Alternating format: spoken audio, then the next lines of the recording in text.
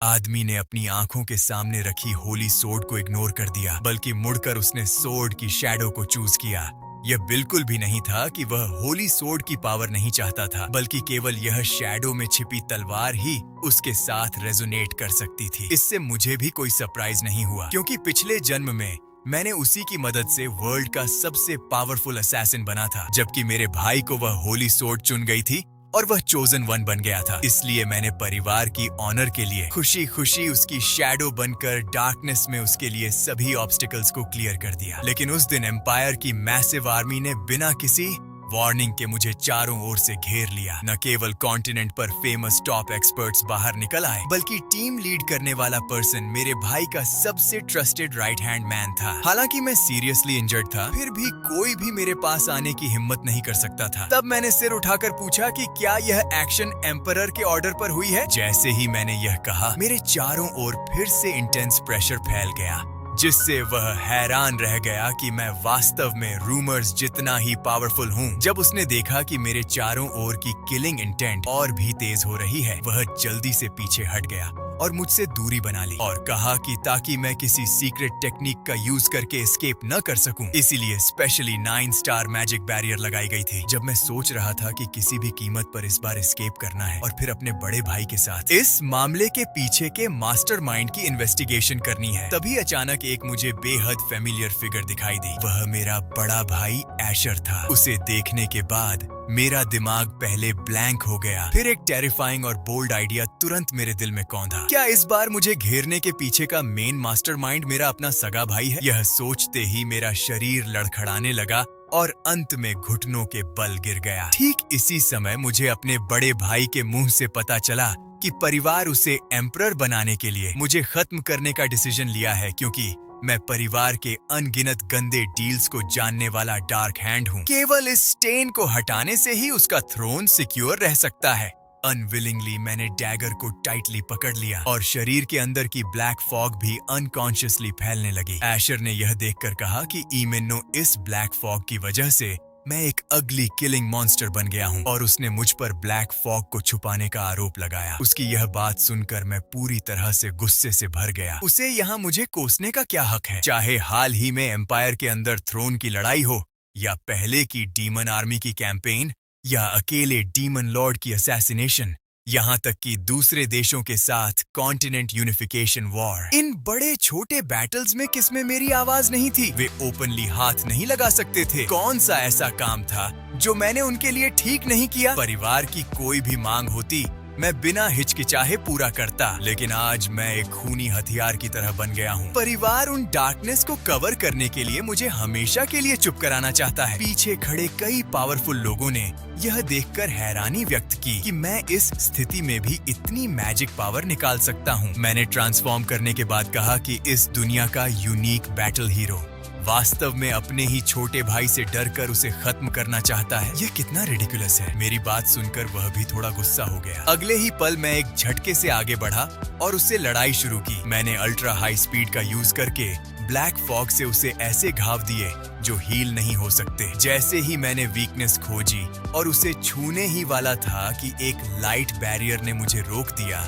सिर उठाकर देखा तो उसके पीछे उसके मेन द्वारा लगाई गई बैरियर मैजिक थी। मेरे हैरान होने और ध्यान भटकने के मौके का फायदा उठाकर वह मुड़ा और सोर्ड से मेरे शरीर को भेद दिया। मेरी पावर से जुड़ी डैगर भी हाथ से छूटकर गिर गई। एशर की कोल्डनेस ने बर्फ की तरह मेरे सभी रेजिस्टेंस को जमा दिया। अंत में एक किक मारकर मुझे दूर फेंक दिया। इस समय मैं जमीन पर लेटा था और दिल में केवल अनविलिंगनेस था। जैसे ही वे सेना वापस लेने और मुड़ने की तैयारी कर रहे थे, मैंने अपनी आखिरी ताकत इकट्ठा कर डैगर उठाई और गुस्से में खड़ा होकर उसकी पीठ की ओर दौड़ा। जैसे ही मेरी धार उसकी गर्दन काटने वाली थी, अचानक उसने होली सोर्ड की पावर रिलीज करके मुझे पूरी तरह से क्रश कर दिया। जब मैंने फिर से आंखें खोली तो पाया कि मैं पसीने से तरबतर हूँ और एक तरफ मेरी पूर्व मेड एमिली मुझे जगाने के लिए चिल्ला रही थी। लेकिन मुझे हैरानी हुई क्योंकि हमें स्पष्ट रूप से 20 साल से नहीं मिले थे। फिर भी उसका चेहरा मेरी बचपन की यादों जैसा बिल्कुल नहीं बदला था और आसपास के कमरे की डेकोरेशन भी मेरे बचपन जैसी लग रही थी। अचानक कुछ एहसास होते ही मैंने जल्दी से अपना चेहरा छू कर देखा। पाया कि मेरा लुक भी बचपन जैसा वापस आ गया है। एमिली ने मुझे सोचने का समय नहीं दिया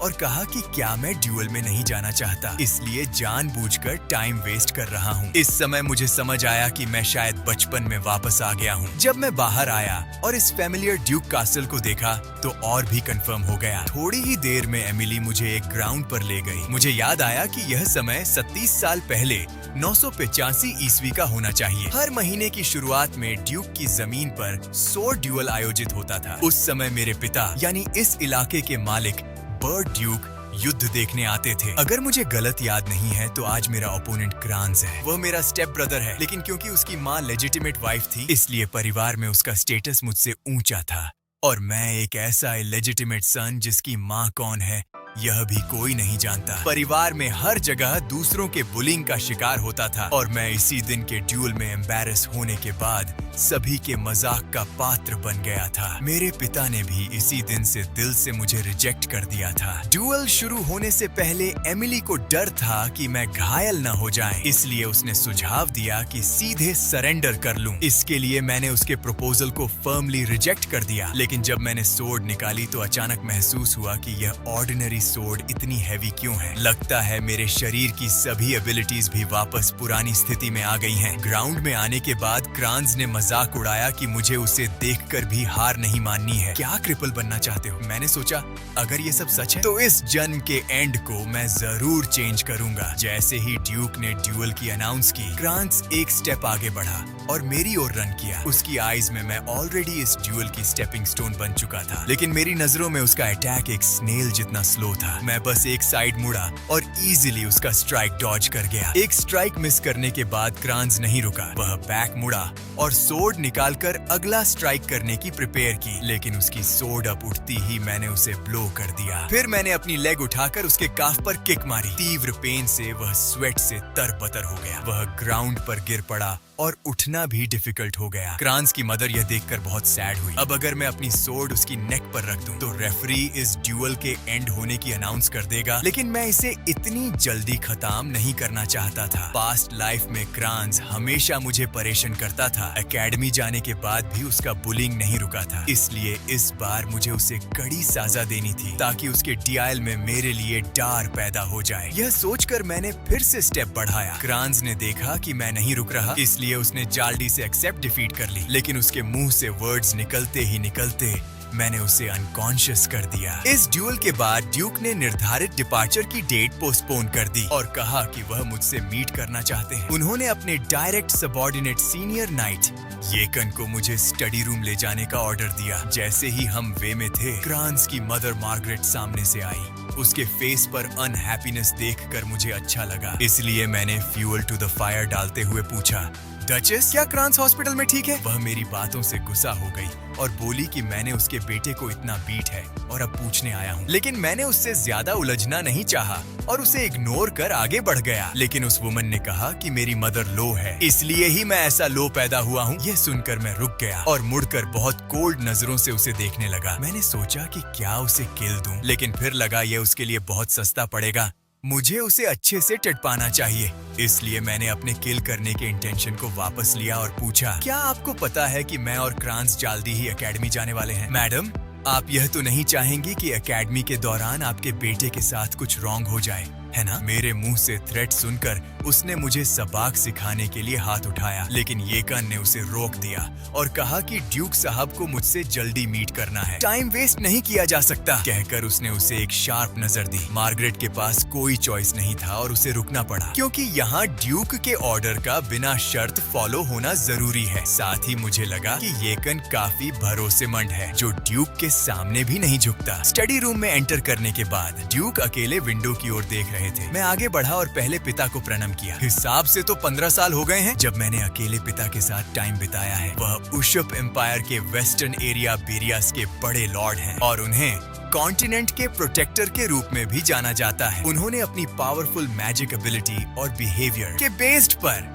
सबसे आगे की लाइन में मॉन्स्टर्स के अटैक्स का लगातार ऑपोजिशन किया है। मेरी मेमोरीज में मुझे बस एक ही चीज चाहिए थी, वह है कॉन्टिनेंट में पीस और कोई कॉन्फ्लिक्ट नहीं। लेकिन मेरी नजरों में वह एक फूल पर्सन है जो पूरी जिंदगी दूसरों के लिए खुद को डेडिकेटेड करता रहा। जब हम एक दूसरे के सामने बैठे तो उन्होंने पूछा कि मैंने क्रांस के अटैक से कैसे बचा और मैंने सोर्ड्समैनशिप कब सीखी। मुझे पता था कि मैं पिता से कुछ छिपा नहीं सकता, इसीलिए मैंने बहाना बनाया कि मैं हर रात अकेले प्रैक्टिस करता हूँ। इसके तुरंत बाद पिता ने कहा कि उनकी इन्फॉर्मेशन के अनुसार न तो मुझ में सोर्ड्समैनशिप की कोई टैलेंट है और न ही मुझे इसमें कोई इंटरेस्ट रही है। उन्होंने पूछा कि मैं इतनी बेहतरीन कैपेबिलिटी क्यों छिपा रहा हूँ। मैंने शर्माइल होकर बताया कि मैं ज्यादा ध्यान अट्रैक्ट नहीं करना चाहता। लेकिन पिता ने फिर पूछा कि क्रांस को हराने के बाद भी मैंने उसे फिर तुमने क्यों पीता, क्यों बीट? ये क्वेश्चन सुनकर मेरे दिल में एक वाइब्रेशन हुआ। पिता निश्चित रूप से इस क्वेश्चन के जरिए मेरे कैरेक्टर और सोच को टेस्ट करना चाहते थे, इसीलिए मैंने कहा कि मैं बस प्रूव करना चाहता था। जब उन्होंने पूछा कि क्या प्रूव करना है तो मैंने बताया कि हालांकि हम दोनों पिता के बेटे हैं, लेकिन मैं क्रांस से ज्यादा ताकतवर हूँ। मुझे लगता है कि यही ड्यूल का असली मतलब है। पिता ने मेरी यह बात सुनकर अचानक हंस दी और कहा कि मेरा जवाब बहुत शांत और बुद्धिमान था, जिससे उन्हें बहुत संतोष हुआ। उन्होंने कहा कि भविष्य में मैं निश्चित रूप से एशर का मजबूत सपोर्टर बन सकता हूँ। जब मैंने बड़े भाई का नाम सुना तो मुझे फिर से वह एहसास हुआ जब उनकी कोल्ड सोर्ड मेरे शेरियर में घुसी थी। लगता है पिता अभी भी एशर को इतना महत्व देते हैं और जिडी हैं। अंत में पिता ने कहा कि इस बार के उत्कृष्ट परफॉर्मेंस के इनाम के रूप में मैं जो भी चाहूँ मांग सकता हूँ। चूंकि ऐसा है तो मैं एशर उस हरामखोर की सभी प्लान्स को डिस्ट्रॉय कर दूंगा। यह सोचकर मैंने कहा कि मैं आपके साथ बैटलफील्ड में जाना चाहता हूँ। मेरे बेडरूम में शिफ्ट होता है। जब एमिली को पता चला कि मैं फ्रंट लाइन जा रहा हूँ तो उसकी आंखें हैरानी से फटी की फटी रह गईं। वहाँ अनगिनत खूंखार राक्षस और जानवर थे और मौत किसी भी पल आ सकती थी। उशपू एम्पायर का वेस्टर्न एरिया बिलियल पूरे कॉन्टिनेंट में अकेली ऐसी जगह है जिसे फ्रंट लाइन कहा जाता है। आगे माउंट लिमिया है। हाँ, बिलियल उशपू एम्पायर का एक वेस्टर्न एरिया है जो पूरे कॉन्टिनेंट पर वॉर की फ्रंट लाइन के तौर पर जाना जाता है। आगे माउंट लिमिया है। मुझे उन्हें यह साबित करना है कि मैं लिमिया वैली जाने के लिए क्वालिफाइड हूँ। हालांकि मुझे अभी तक नहीं पता कि मेरे पिता का क्वालिफाइड से क्या मतलब था, लेकिन अभी के लिए मेरे लिए सबसे जरूरी बात है अपनी स्ट्रेंथ को बेहतर बनाना। भले ही मेरी बॉडी और ताकत मेरे साथियों से कमजोर है, लेकिन अच्छी बात यह है कि मैंने अपनी पिछली जिंदगी की यादें और लड़ाई का एक्सपीरियंस बचा कर रखा है। सबसे जरूरी बात यह है कि मेरे अंदर जो थोड़ी सी मैजिक पावर है उसका इस्तेमाल मैं तब तक कर सकता हूँ जब तक मैं अपनी बॉडी को एक खास ताकत तक ट्रेन कर लूं। जैसे ही मैंने सोचना खत्म किया, डोर जोर से किक मार के खोला गया। मैंने ऊपर देखा तो वो मेरी बहन एलिस थी। थोड़ी देर बात करने के बाद वो दौड़ कर आई, मेरा कॉलर पकड़ा और जोर से पूछा कि क्या मैं पागल हूँ और पूछा कि मैंने फादर के साथ वॉर की फ्रंट लाइन पर जाने की बेवकूफी भरी रिक्वेस्ट क्यों की। उसने मुझसे ये भी कहा कि सिर्फ इसलिए मत सोचो कि मैं इनविंसिबल हूँ क्योंकि मैंने क्रांस को हरा दिया। आखिर में उसने मुझसे कहा कि मैं उसके साथ रूफ पर चलूं। रूफ पर पहुँचने के बाद एलिस ने कहा कि जब तक अगर मैं 3 मिनट तक उसके हमलों को झेल पाता तो वह मुझे फ्रंट लाइन पर जाने देने के लिए मान जाती। मैंने उससे पूछा कि क्या मैं सच में ऐसा करना चाहता हूँ और उसने मुझसे चुप रहने और सिर्फ एक बात पूछने को कहा, क्या मैं परिवार की दौलत का हेयर बनना चाहता हूँ? एलिस ने यह देखकर कि मैं कुछ नहीं बोला मान लिया कि मैं मान गया हूँ और बिना कुछ कहे मुझे अपनी सोर्ड निकालने को कहा। लेकिन मेरा छोटा शरीर क्रांस के साथ सिर्फ आधे दिन से ही लड़ रहा था और मेरे हाथ पहले से ही मुझे परेशान कर रहे थे। इससे पहले कि मैं शिकायत पूरी कर पाता, मैंने एलिस को मेरी ओर दौड़ते हुए देखा। मैंने अपने आप अपनी सोर्ड उठाई और उसके हमले को रोक दिया। एलिस, जिसे पीछे धकेल दिया गया था, बहुत हैरान थी। उसे समझ नहीं आ रहा था कि इतना छोटा कोई उसकी सोर्ड कैसे रोक सकता है। मैंने मन ही मन सोचा, मेरी प्यारी बहन, तुम अपने से बहुत छोटे भाई के साथ सच में सीरियस नहीं हो रही हो, है ना? ध्यान भटकने के बाद एलिस पहले पीछे हटी, जिससे हमारे बीच कुछ दूरी बन गई। फिर उसने देखा कि मेरे हाथ में एक पतली धार वाली सोर्ड थी। फिर भी उसने उसकी लंबी सोर्ड को बहुत सटीकता से रोक दिया था। हालांकि वह यह नहीं बता सकी कि मैं लकी था या अपनी असली ताकत छिपा रहा था, लेकिन वह पहले से ही काफी गुस्सा थी। दांत पीसते हुए उसने कहा, मेरा स्किल काफी खतरनाक है ना? उसका एक्सप्रेशन देखकर मैंने मन में सोचा, बस अब मैं पूरी तरह खत्म हो गया। और सच में एलिस ने अगले ही पल मुझ पर कई हमले किए। आखिर में मेरे बचाव में एक मौका देखकर वह आगे बढ़ी, दोनों हाथों से अपनी सोर्ड चलाई और मुझ पर वार किया। सोर्ड लगी और मैंने जल्दी से अपनी सोर्ड उठाकर बचाव किया। जैसे ही मेरी सोर्ड झुकी, मेरा रेपियर उसकी लंबी सोर्ड को चीरता हुआ सीधे उसके चेहरे पर जा लगा। इससे एलिस सच में चौंक गई। उसी समय मैंने मन ही मन गाली दी, फिर जल्दी से अपनी कलाई घुमाकर अपनी सोर्ड की दिशा बदली। आखिर में पीछे हटने से पहले फिर से उसकी लंबी सोर्ड से टकरा गया। एलिस भी जोरदार टक्कर से कई मीटर पीछे गिर गई। मेरे गिरने के बाद मैं अभी भी हिल रहा था। अगर मैंने सोर्ड घुमाई नहीं होती तो वह मर जाती। ये बहुत मुश्किल था। पिछली जिंदगी में मैंने जो ज्यादातर मिस्टी सोर्ड टेक्निक सीखी थी, डार्क डांस, वे जानलेवा मूव्स थी। मैंने सोर्ड घुमाने के लिए बहुत ज्यादा जोर लगाया था। हालांकि मैंने पावर के अंतर को दूर करने के लिए सोर्ड में जादू डाला था, लेकिन मैं अपने शरीर की सहन शक्ति की लगभग सीमा पर था। इस बीच एलिस ने अपनी सांस संभालते हुए एक मंत्र पढ़ना शुरू किया, धरती और हवा मेरे पास आओ और मेरे भला करने वाले बनो। जब मैंने सुना कि मेरी प्यारी बहन मुझ पर 6 स्टार मंत्रा का इस्तेमाल करने वाली है, तो हमारी आंखें तुरंत चौड़ी हो गईं। एलिस की सोर्ड भी वाटर ब्लेड नाम के एक मंत्र में उलझी हुई थी। मैंने मन ही मन सोचा, क्या वह मुझे मारने की कोशिश कर रही है? प्लीज मजाक मत करो। लेकिन एलिस पहले ही भूल चुकी थी कि वह मुझसे मुकाबला कर रही है। वह बुदबुदाती रही, मैं हार नहीं सकती। लेकिन अब मैं दीवार के बिल्कुल किनारे पर आ गया था। अगर मैं उसका अगला हमला रोक भी पाता तो भी मैं टक्कर से पीछे गिर जाता। अब मेरे पास बस यही ऑप्शन था कि मैं अपने अंदाजे पर भरोसा करूं और एलिस की तरफ सबसे पहले उड़ने की कोशिश करूं। एलिस का जादू पहले से ही पूरी तरह बन चुका था, लेकिन बचने की जगह ढूंढने के बजाय मैं असल में उसकी तरफ और भी तेजी से बढ़ा। मैं आगे बढ़ा, यह दुआ करते हुए कि वह चीज जल्दी से आ जाए। आखिरकार जैसे ही हम टकराने वाले थे, सिर्फ 2.5 मीटर की दूरी पर यकन अचानक हमारे बीच आ गया। उसने एक हाथ से मुझे पकड़ लिया और दूसरे हाथ से एलिस के 6 स्टार मैजिक को रोक दिया। जिस पल दोनों सोर्ड टकराईं, पूरा आसमान रोशन हो गया। एलिस के थोड़ा शांत होने के बाद यकन ने कहा, मिस एलिस, आपने जो किया वह थोड़ा ज्यादा नहीं था। यंग मास्टर अभी भी बहुत सोचते हैं। यकन को देखकर मैंने आखिरकार राहत की सांस ली। एलिस शांत होने के बाद उसे एहसास हुआ कि उसने क्या किया है और उसने जल्दी से मुझे गले लगा लिया। रोते हुए पूछा कि क्या मुझे चोट लगी है। उसने बताया कि वह बस इतना पक्का इरादा कर चुकी थी कि मुझे फ्रंट लाइन पर न जाने दे, जिससे वह अपना आपा खो बैठी। मुझे पता था कि एलिस जो कुछ भी करती थी उसे लेकर बहुत सीरियस थी। उसकी रॉयल एकेडमी जादू, सोर्ड फाइटिंग और लिटरेचर समेत सभी फील्ड के टैलेंटेड जीनियस लोगों से भरी हुई थी। एलिस एकेडमी की हिस्ट्री में पहली इंसान थी जिसने सभी सब्जेक्ट्स में एस रैंक हासिल किया था, एलीट्स में एक एलीट। साथ ही वह बहुत खूबसूरत थी। लोग उसे चाइल्ड ऑफ गॉड कहते थे। अपनी पिछली जिंदगी में हालांकि उसे और उसके बड़े बेटे एशर दोनों को कॉन्टिनेंट का अगला गार्डियन माना जाता था, लेकिन नाइट्स ऑफ लाइट में शामिल होने के कुछ समय बाद ही उसका दुखद अंत हो गया। यह सोचकर मैंने उसका हाथ और मजबूत कर लिया। इस जिंदगी में मैं इस बहन की रक्षा करूंगा जो मेरे साथ इतनी अच्छी रही है। थोड़ी देर बाद एलिस ने येकन से पूछा, क्या येकन ड्यूक का गार्डियन नाइट नहीं है? वह ड्यूक के साथ वॉर में क्यों नहीं गया? येकन ने कहा कि ड्यूक ने उसे कुछ समय के लिए मेरी रक्षा करने का आदेश दिया था और वह भी चुपके से, इसलिए उसने किसी और को नहीं बताया। असल में घर से निकलते ही मुझे उसकी मौजूदगी का एहसास हुआ, लेकिन मैं समझ नहीं पाया कि मेरे पिता ने उसे चुपके से मेरी रक्षा करने के लिए क्यों भेजा। मेहनत से थककर मैंने इसके बारे में सोचा और फिर गहरी नींद में सो गया। अगले दिन मेरी बहन एकेडमी वापस चली गई। वह ग्रेजुएशन से पहले हमारे पापा से मिलने आई थी। मैंने भी अपने छोटे शरीर की ट्रेनिंग शुरू कर दी। उस रात एलिस के साथ स्पारिंग करने के बाद मुझे फिजिकल ताकत की अहमियत अच्छी तरह समझ में आई।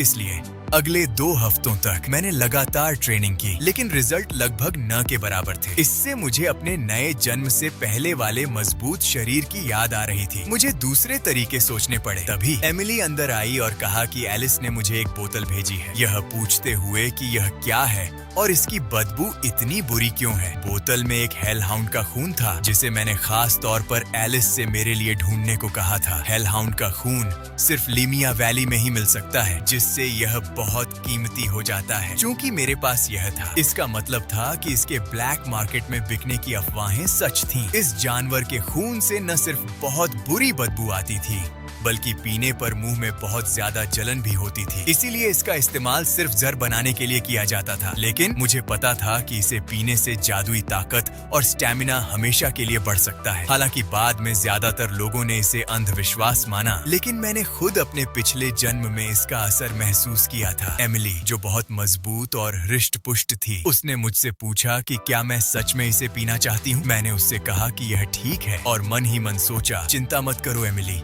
मैं तो तुम्हारा बनाया खाना भी खा सकती हूँ, यह तो दूर की बात है। फिर मुझे याद आया कि एमिली ने मेरे पिछले जन्म में पहली बार मेरे लिए खाना बनाया था और मैंने कैसे पिया था। सूप के उस कटोरे ने मुझे लगभग मार ही डाला था। उस सूप के मुकाबले ये थोड़ा सा डीमन ब्लड बहुत टेस्टी था।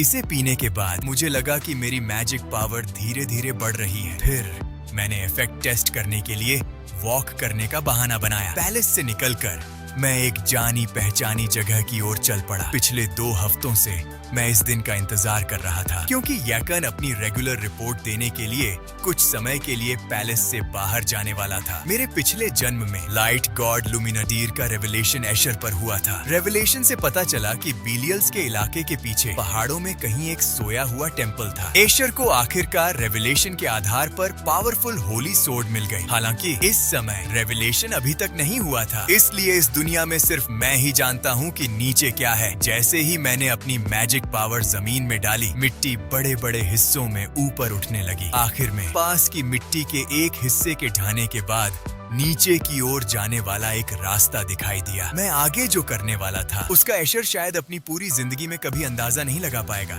फिर मैं सीढ़ियों से नीचे अंडरग्राउंड में गया। यह जगह 300 साल पहले गॉड्स और डीमंस के बीच वॉर के दौरान लाइट गॉड लुमिनाडीर को समर्पित एक पुराना टेम्पल था। अंदर जाने पर मैंने बीच में कुछ चमकता हुआ देखा। करीब से देखने पर मुझे एहसास हुआ कि यह होली सोर्ड थी। क्रिएशन कैलेंडर के साल 999 में इंसानों ने भारी कीमत चुकाने के बाद आखिरकार बिलियल्स पर कब्जा करने वाली डीमन आर्मी को भगा दिया। शुरू में डीमंस की फिजिकल स्ट्रेंथ इंसानों से कहीं ज्यादा थी, लेकिन उन पुराने खंडहरों से मिले डिवाइन वेपन्स की वजह से इंसानों ने उनसे लड़ने की कैपेबिलिटी हासिल कर ली। कई अवशेषों में से ये डुरंडाल एक होली सोर्ड थी, जिसे लाइट गॉड लुमिनाडीर ने बचाया था और डीमंस के खिलाफ वॉर में एक जरूरी चीज थी। आखिरकार एशर ने इसका इस्तेमाल मुझे दुखद अंत देने के लिए किया। मुझे लगा कि शायद मेरा दूसरा जन्म डुरंडाल द्वारा मारे जाने से जुड़ा था। यह सोचकर मैंने धीरे से होली सोर्ड को छुआ, लेकिन हैरानी की बात नहीं कि कोई रिएक्शन नहीं हुआ। इससे मैंने उसे लात मारी। क्या बकवास है। मुझे लगा था कि यह जिंदगी अलग होगी, लेकिन पता चला कि मैं बस निराश था। इसलिए मैं मुड़ा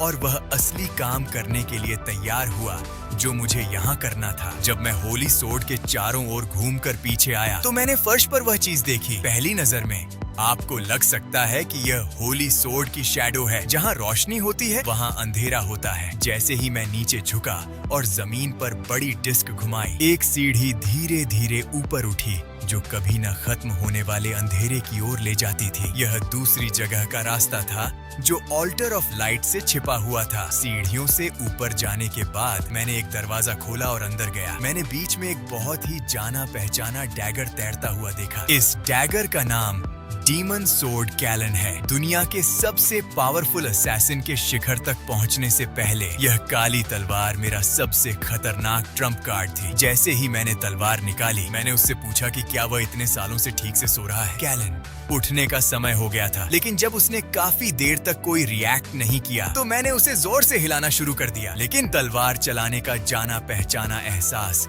मुझे तुरंत जोश से भर गया। उस पल मैं बस उससे कुछ काटना चाहता था। कुछ और बार तलवार चलाने के बाद अचानक जमीन से एक काली परछाई उठी। उसने कहा, अरे छोटे बदमाश, तुम में हिम्मत है। क्या तुम नहीं जानते कि इसे जगाने का क्या मतलब है? मैंने जवाब दिया, क्या इसका मतलब है कि अब मैं इस तलवार का मालिक हूँ? लेकिन उसने आगे कहा, क्योंकि तुमने सोई हुई डीमन सोर्ड को जगाने की हिम्मत की है, इसलिए तुम्हारा शरीर मेरा है। कहो।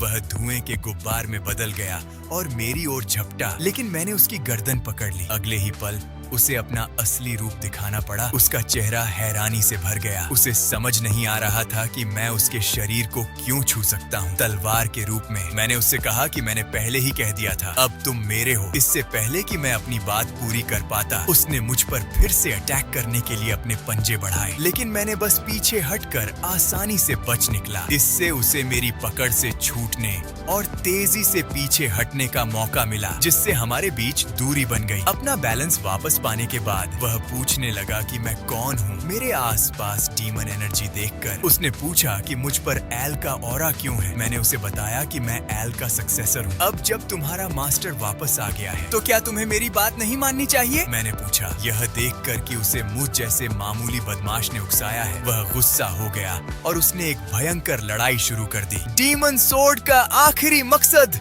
यूजर के शरीर पर कब्जा करना होता है। यह देखकर मुझे लगा कि उससे बहस करना काम नहीं करेगा। जैसे ही उसने मेरे डिफेंस को तोड़कर मेरे शरीर पर हमला करने वाला था, मैंने अचानक एक ग्रे स्पेल पढ़ा। अगले ही पल कैलन, जो हवा में उड़ रहा था, अचानक जोर से जमीन पर गिर गया। मैंने कहा, जब तक तुम अच्छे मूड में हो जल्दी से मुझे अपना मास्टर मान लो ताकि बाद में तकलीफ से बच सको। लेकिन बहुत ज्यादा प्रेशर होने पर भी वो अपनी पूछ रहा था कि मुझे यह स्पेल कैसे इस्तेमाल करना आता है और मुझे घमंडी बच्चा कह रहा था। इससे पहले कि वह बात पूरी कर पाता, मैंने फिर से स्पेल किया, जिससे उसका सिर जोर से जमीन पर जा लगा। यह देखकर कि वह फिर भी नहीं झुकेगा, मैंने लगातार मंत्र पढ़ना शुरू कर दिया। जब मैंने उसके पूरे शरीर का ऊपरी हिस्सा जमीन पर पटक दिया तो आखिरकार उसने मुझे पहचाना। यह देखकर कि मैं स्पेल पढ़ना जारी रखना चाहता हूँ, उसने बिना मन के मुझे मास्टर कहा। काम पूरा करने के बाद मैं वापस जाने के लिए तैयार हो गया। आखिर अगर मैं ज्यादा देर बाहर रहा तो लोगों को शक हो जाएगा। कैलन यहाँ अनगिनत सालों से था और अब जब वह आखिरकार मेरे साथ बाहर आ सकता था तो वह बहुत एक्साइटेड था। बाहर निकलते समय उसने मेरा नाम पूछा और मैंने उसे बताया कि यह शियान बर्ट है। यह देखकर कि मैं कितना छोटा था, उसने पूछा कि क्या अर ने सच में मेरे जैसे किसी बिगड़े हुए बच्चे को चुना है। मैंने उससे कहा, हाँ, लेकिन पिछले जन्म में, और मैं पहले ही एक बार मर चुका हूँ। मेरी बातों ने कैलन को कंफ्यूज कर दिया। जब हम होली सोर्ड के पास से गुजरे तो कैलन ने कहा कि ऐसा लगता है कि वह आदमी अभी भी सो रहा है। मैंने कहा कि उसका मालिक शायद उसे अगले 20 सालों में जगाएगा। जैसे ही कैलन ने पूछा कि क्या मुझे कुछ पता है, मैंने अपनी तलवार घुमाने की तैयारी कर ली थी। अगले ही पल जैसे ही मेरी डीमन सोर्ड सतह पर चली, उसने तुरंत होली सोर्ड के हैंडल को 2 टुकड़ों में काट दिया। इस हरकत से कैलन चौंक गया, उसे ठंडा पसीना आ गया और उसने पूछा कि मैं इसके साथ क्या कर रहा हूँ। मैंने शरारत से मुस्कुराते हुए कहा कि यह चीज अभी ज्यादा काम की नहीं हो सकती, लेकिन चीजें अब इंटरेस्टिंग होने वाली थी। पलक झपकते ही 1 महीना बीत गया। मेरे पापा मुझे एक सुनसान जगह पर ले गए और पूछा कि क्या मैं अब भी उनके साथ फ्रंट लाइन पर जाना चाहता हूँ। उन्होंने कहा कि अगर मैंने अपना मन बदल भी लिया तो भी वे मुझे रोकेंगे नहीं या मुझ पर ब्लेम नहीं करेंगे। मैंने पक्के इरादे से उनकी तरफ देखा, जिससे साफ था कि मैंने मन बना लिया है। तभी मेरे पापा ने पास खड़े ये कान से उस जीव को छोड़ने को कहा। ऑर्डर मिलते ही ये कान ने अपने कपड़ों से एक स्क्रॉल निकाला। मैंने तुरंत पहचान लिया कि यह एक मैजिक स्क्रॉल है और सोचा कि क्या वह कुछ बुलाने की कोशिश कर रहा है। सच में ये कान ने स्क्रॉल इस्तेमाल करने के बाद एक ताकतवर मैजिकल जानवर हेलहाउंड को बुलाया, जो फ्रंट लाइन पर सबसे कॉमन दिखता था। हालांकि इस जानवर को लेमिया वैली में लो लेवल माना जाता था, लेकिन यह पक्का ऐसी चीज नहीं थी जिसे कोई आम इंसान हैंडल कर सके। जैसे ही मैंने अपनी तलवार निकाली, मेरे पीछे खड़े नाइट्स ने एक साथ अपनी हिल्ट पकड़ ली। यह देखकर मैंने अंदाजा लगाया कि अगर टेस्ट के दौरान कुछ भी गलत हुआ तो ये नाइट्स तुरंत आगे बढ़कर मॉन्स्टर के 98 टुकड़े कर देंगे। मेरे पीछे खड़े मेरे पापा ने मुझसे कहा कि अब से मुझे अपने इरादे की ताकत साबित करने के लिए यह ट्रायल अकेले ही पास करना होगा। जब ये कान ने ट्रायल शब्द सुना तो वह सोच में पड़ गया। उसकी पकड़ अनजाने में ही भारी निशान वाली म्यान पर कस गई। 3 दिन पहले मैं उसके पास एक अचानक रिक्वेस्ट लेकर आया था। मैं उसके साथ स्पार करना चाहता था। मेरा कारण यह था कि जिस दिन मुझे अपने पापा से मिलना था वह पास आ रहा था और मैं बस खाली हवा में अपनी तलवार नहीं घुमा सकता था। मैं पहले असली लड़ाई का एहसास करना चाहता था। यह सुनकर ये कान ने कहा कि अगर मुझे स्पार करना है तो मुझे मास्टर क्रांस या कोई दूसरा यंग मास्टर ढूंढना चाहिए जो मेरी उम्र का हो। मैंने कहा कि मुझे नहीं पता क्यों, लेकिन जब से हमने पिछली बार स्पार किया था, हर बार जब वह मुझे देखता तो मुड़कर भाग जाता। ये कान ने सोचा कि एक ऐसे बच्चे के साथ मुकाबला करना जो शायद उससे कई दशक छोटा हो, उससे बहुत ज्यादा उम्मीद करना था। अंत में उसके पास मेरे निमंत्रण को एक्सेप्ट करने के अलावा कोई विकल्प नहीं था। हालांकि सुरक्षा की दृष्टि से उसने अपनी तलवार निकालने की प्लानिंग नहीं की थी, बल्कि वह अपने म्यान का यूज करके मेरे साथ मुकाबला करेगा। मैंने पहले ये कान को थैंक यू कहा और फिर कहा कि मैं उससे एक एहसान मांगना चाहता था। उसे अपने पिता को इसके बाद जो कुछ भी हुआ उसके बारे में नहीं बताना चाहिए। यह एक ऑर्डर था। जब वह सोच रहा था कि मैं ऐसा अनुरोध क्यों करूंगा, तो मैंने पहले ही एक कदम आगे बढ़ाया और उसकी ओर दौड़ा। एक पल में मैं उसके सामने था और मैंने अपनी तलवार घुमाई। ये कान को उस प्रहार से महसूस हुआ कि मेरी ताकत असाधारण थी। वह विश्वास नहीं कर सका कि यह वास्तव में वह ताकत थी जो एक बच्चे में हो सकती है। यहाँ तक कि उसकी म्यान भी टूट गई थी। उसे सोचने का मौका दिए बिना मैंने फिर से उस पर तलवार घुमाई। उस थोड़ी देर की हिचकिचाहट में मैं अपनी जगह से गायब हो गया था। मेरा शरीर पहले ही उसके ऊपर हवा में उछल रहा था। हालांकि उसे मेरी अभी की लोकेशन का अंदाजा हो गया था, लेकिन वह इस बात से हैरान था कि मैं वहां कब पहुंचा। हालांकि उसके पास आगे सोचने का समय नहीं था और वह जल्दी से मुड़ा और मेरे हमले को फिर से रोकने के लिए अपनी तलवार की म्यान उठाई। म्यान से ब्लेड की टक्कर से पूरा प्लाजा हिल गया। हमारे चारों ओर की हवा एक नीले भंवर में फट गई, जैसे किसी बड़े हाथ से हवा को चीर दिया गया हो। जैसे ही म्यान फिर से टकराए, तलवार की परछाई चमकदार सफेद गुलदाउदी में बदल गई। तलवार पकड़े हुए ये कान का हाथ चट्टान की तरह मजबूत था, लगातार मेरे हमलों को रोक रहा था। सारा टेंशन मेरी लाल आंखों में था, जैसे कोई टाइम बम फटने वाला हो या कोई गुस्सैल जानवर काट रहा हो और छोड़ने को तैयार न हो। यह अब हमला करने और बचाने का कोई आसान मुकाबला नहीं था। यह साफ तौर पर दो डांसर्स के बीच अपनी तलवारों का इस्तेमाल करने का डायलॉग था। मेरी तलवार कह रही थी कि मैं जीतूंगा, जबकि ये कान की म्यान कह रही थी कि यह इतना आसान नहीं होगा। ब्लेडों की टक्कर हमारी साझी याद थी। एनर्जी की उड़ती तलवारें हमारी भावनाएं थीं। यहाँ तक कि आसपास की हवा भी इस मुकाबले में खुशी मना रही थी। मेरा स्टैमिना लगभग खत्म होने के बाद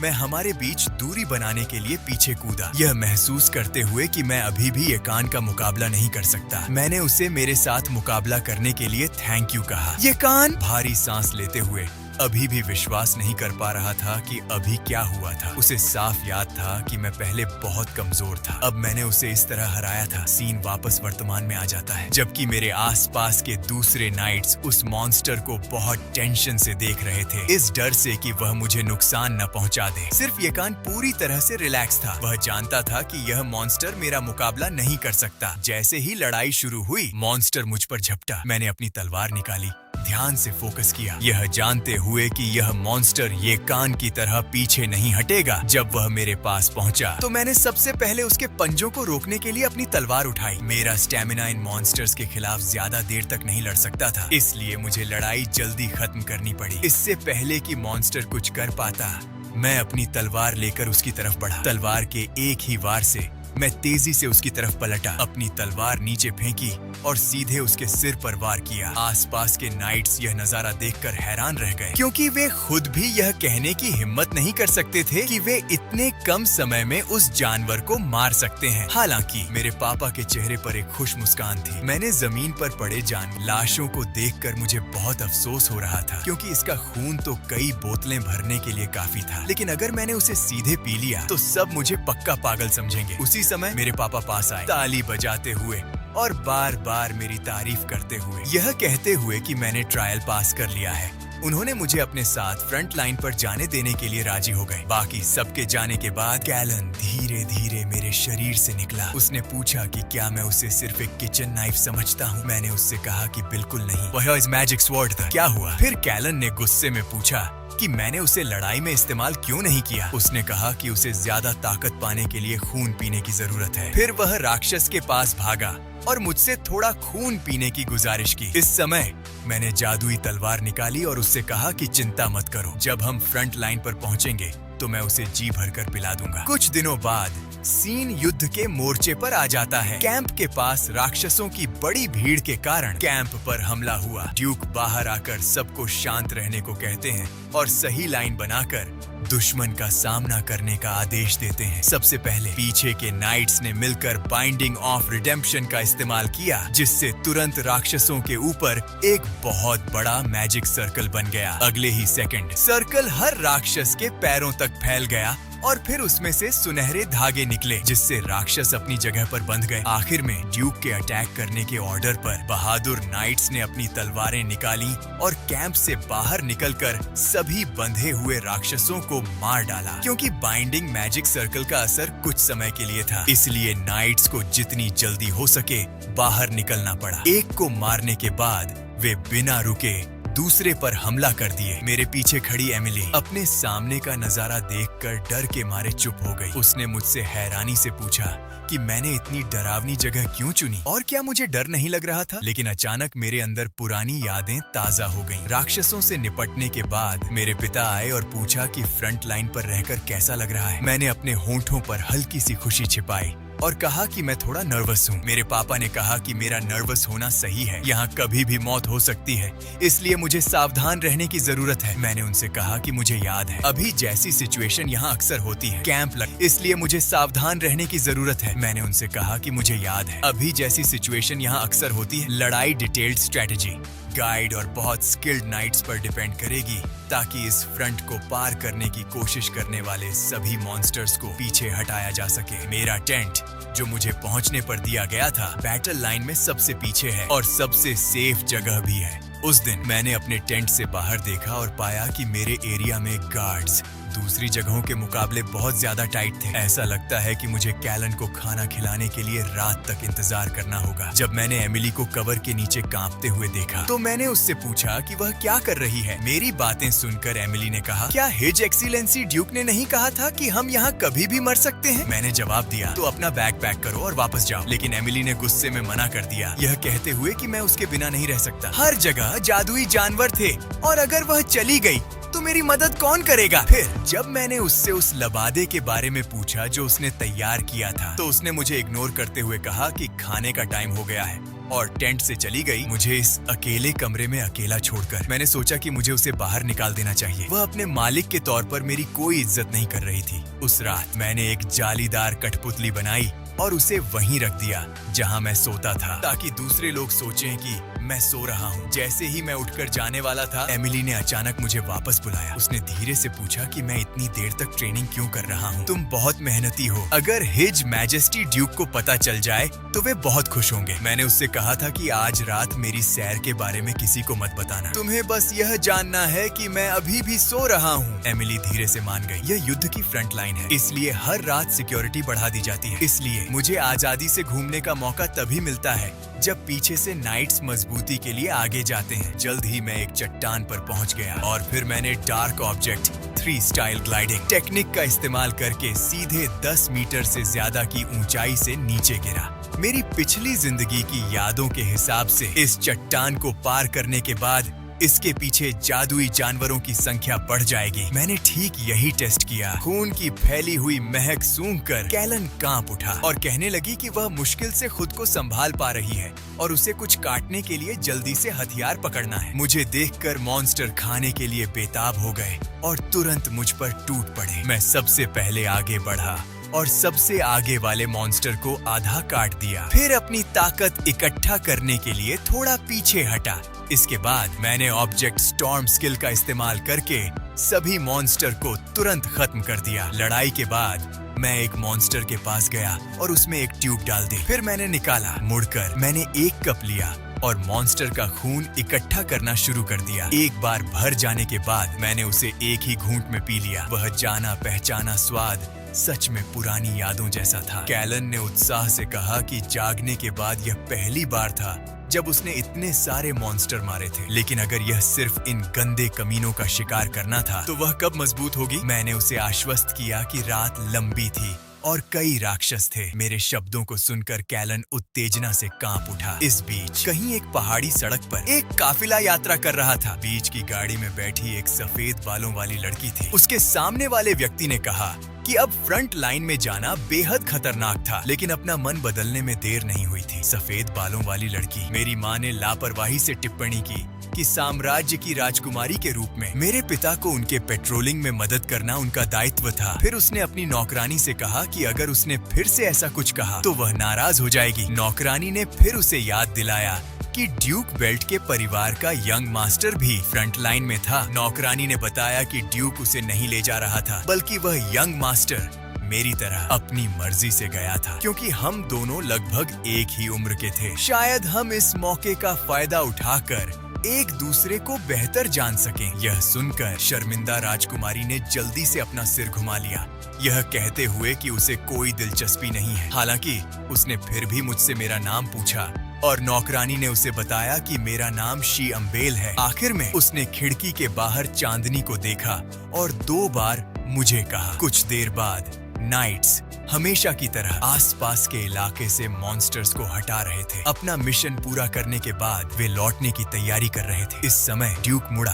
और एक तरफ देखा, यह देखते हुए कि मैंने अभी-अभी एक मॉन्स्टर को मारकर अपनी तलवार म्यान में रखी है। फिर वह मेरे पास आया और पूछा कि क्या मैंने पिछले कुछ दिनों में फ्रंट लाइंस में खुद को अच्छी तरह से ढाल लिया है। मैंने उसे बताया कि मुझे बहुत अच्छा लग रहा है और मैंने बहुत कुछ सीखा है। मेरे पिता खुश दिखे। उन्होंने कहा कि उन्हें लगा था कि मैं जल्द ही वापस जाने के लिए जोर जोर से चिल्लाऊंगा, लेकिन मैंने हिम्मत नहीं हारी। तलवार ने मुझे मारा और मेरा दिल थोड़ा कांप उठा, क्योंकि मैंने अपने पिछले जन्म में अपने पिता के चेहरे पर ऐसा भाव कभी नहीं देखा था। जाने से पहले उन्होंने मुझसे कहा कि अगली सुबह उनके टेंट में आ जाऊं। उन्हें मुझसे कुछ कहना था। उस रात हमेशा की तरह मैं चुपके से हंटिंग करने निकल गया, लेकिन इस बार मेरा सामना एक डेथ वर्म से हुआ। मेरी याद में इस तरह के मॉन्स्टर्स आमतौर पर सिर्फ गहरी वैलीज में ही दिखते हैं। यह देखकर कि मैं उसे बहुत देर तक भी काबू नहीं कर पा रहा हूँ, कैलन ने सजेस्ट किया कि मैं अपना बॉडी उसे दे दूं ताकि वह उसे कंट्रोल कर सके। मैंने कहा, क्या तुम्हारा इरादा साफ नहीं है? कैलन ने मुझे अश्योर किया, कहा कि वह इसे जल्द ही मुझे लौटा देगा और मुझे वे वुंड्स दिखाए जो मैंने अभी दिए थे। उसने एक्सप्लेन किया कि मॉन्स्टर जल्दी हील हो जाएगा, इसलिए मैं चाहे जितनी भी बार अटैक करूं,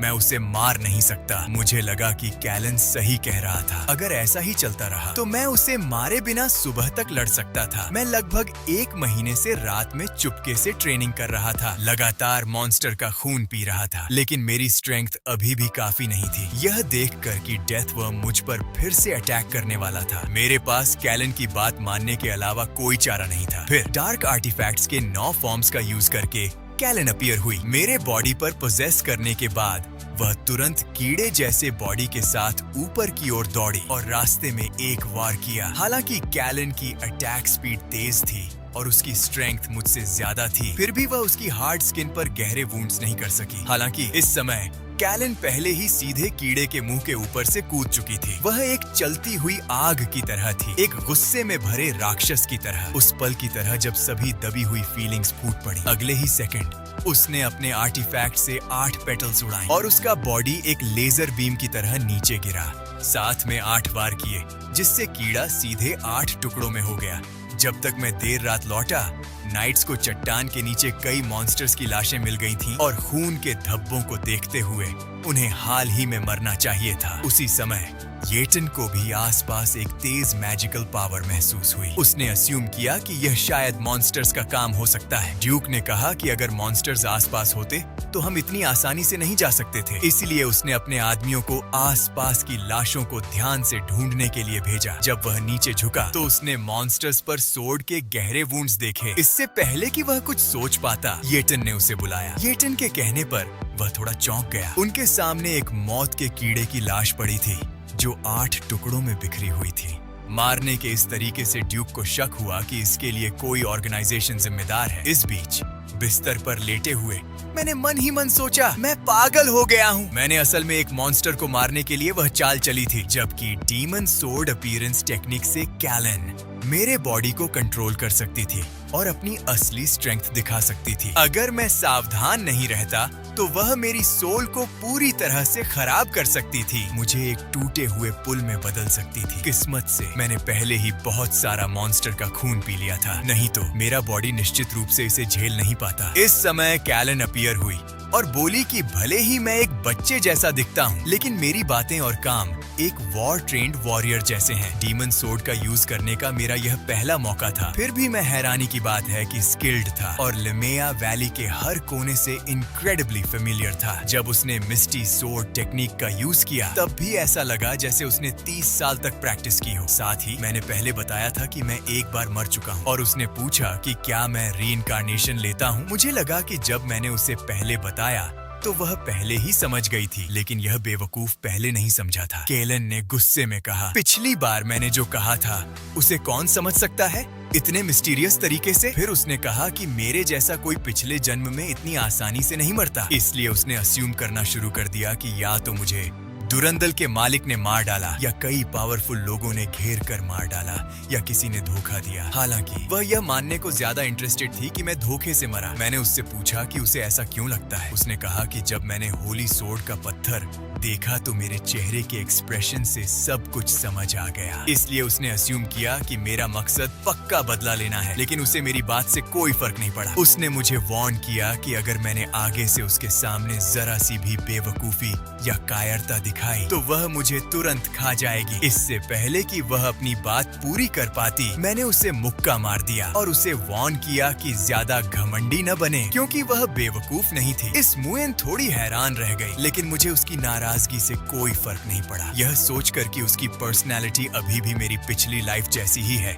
बिना बदले। अगले दिन जब मैं उठा तो मैंने अपने आसपास सबको घबराया हुआ पाया और मुझे एक टेंशन वाला माहौल महसूस हुआ। जब एमिली आई तो मैंने उससे पूछा कि क्या हुआ था। एमिली ने घबराकर मुझे बताया कि कल रात वैली के एंट्रेंस के पास एक हाई लेवल मैजिकल एनिमल की लाश मिली थी। उसकी बातें सुनकर मैं चौंक गया, यह अस्यूम करते हुए कि जिस हाई लेवल मैजिकल एनिमल का उसने जिक्र किया था वह जरूर डेथ लाइक इंसेक्ट होगा। मैंने तुरंत उससे पूछा कि क्या कोई और अफवाह है। एमिली मेरी बातों से हैरान रह गई, उसे समझ नहीं आया कि मेरा क्या मतलब है। मैंने जल्दी से उससे पूछा कि उसने और क्या सुना है, जैसे कि क्या उसे कोई संदिग्ध लोग मिले हैं या मुझसे जुड़ी कोई बात। इसी समय येतन पीछे से आया, हमारी बातचीत में रुकावट डाली, मुझे झुककर प्रणाम किया और कहा कि ड्यूक को मुझसे कुछ बात करनी है। मैंने मन ही मन सोचा, यह बुरा है, क्या मैंने जो किया वह पता चल जाएगा। कल रात क्योंकि मेरे पिता अचानक अपने आदमियों के साथ आ गए, मेरे पास हमेशा की तरह उन भयानक लाशों से निपटने का समय नहीं था। एकेडमी में जाने से पहले मैं सामने नहीं आना चाहता था, मैं बस लो प्रोफाइल रहना चाहता था। अब मेरे पास हिम्मत करके अपने पिता के टेंट में जाने के अलावा कोई चारा नहीं था। मुझे आते देख मेरे पिता ने मुझे बैठने के लिए कहा। मेरा दिल और दिमाग तेजी से दौड़ रहा था। अगर मेरे पिता ने कल रात के बारे में पूछा तो मैं क्या बहाना बनाऊंगा। हाँ, हमारे बैठने के बाद मेरे पापा ने सीधे पूछा कि मैं कल रात क्या कर रहा था। कोई अच्छा बहाना नहीं था, तो मैंने बस इतना कहा कि मैं बहुत थक गया था और जल्दी सो गया। मेरा जवाब सुनकर उन्हें कल रात वाले राक्षसों पर तलवार के घाव याद आ गए। उन्हें लगा कि ये घाव सच में मेरी फाइटिंग स्टाइल जैसे थे। मेरे जवाब से उन्हें शक हुआ। वे सोचने लगे कि इतनी कम उम्र में कोई अकेले मौत जैसे मॉन्स्टर को कैसे मार सकता है। पापा को कुछ देर चुप देखकर मैंने ही पूछा कि उन्होंने ऐसा क्यों पूछा। होश में आकर उन्होंने पूछा, मैंने सुना है कि कल रात कैंप के पास कुछ हुआ था, है ना? हालांकि उन्हें अभी तक कोई कंफर्मेशन नहीं था, लेकिन शुरू में उन्हें एक secret killer on organisation Mist के शामिल होने का शक था। मिस्ट शब्द सुनकर मेरा दिल जोर से धड़क उठा। फिर पापा ने समझाना शुरू किया कि यह ऑर्गेनाइजेशन बहुत पुराना है। हालांकि उन्हें इनका सही मकसद नहीं पता था, लेकिन उन्होंने सुना था कि इन लोगों ने प्रोग्रेस के नाम पर कई अमीर लोगों को मार डाला था। वे जहां भी जाते अपने पीछे एक काली धुंध छोड़ जाते थे, जो उनकी सबसे बदनाम निशानी थी। लेकिन एक दिन वे अचानक दुनिया से गायब हो गए और उनके निशान आखिरी बार 300 साल पहले मिले थे। कल कीड़े जैसी बॉडी को देखने के बाद उन्होंने देखा कि उससे काली धुंध उठ रही है। वह पावर साफ तौर पर असल देवता एयर की निशानी थी। एयर मिस्ट उन ऑर्गेनाइजेशन का मुख्य देवता है और उनकी ताकत का सोर्स है। इससे पापा ने यह कंक्लूजन निकाला कि चट्टान के नीचे के शैतानी जानवर और कीड़े जैसी बॉडी सभी को मिस्ट ऑर्गेनाइजेशन ने मार डाला था। पापा का कंक्लूजन सुनने के बाद मैं उनकी काबिलियत की तारीफ किए बिना नहीं रह सका। वो सिर्फ कुछ तीर के घावों के आधार पर एक ऐसे ऑर्गेनाइजेशन के बारे में अंदाजा लगा सकते थे जो 300 साल पहले गायब हो गया था। आखिर में पापा ने मुझसे कहा कि हालांकि उन्हें नहीं पता कि ये लोग अचानक फ्रंट पर क्यों आ गए, मुझे ज्यादा सावधान रहना चाहिए।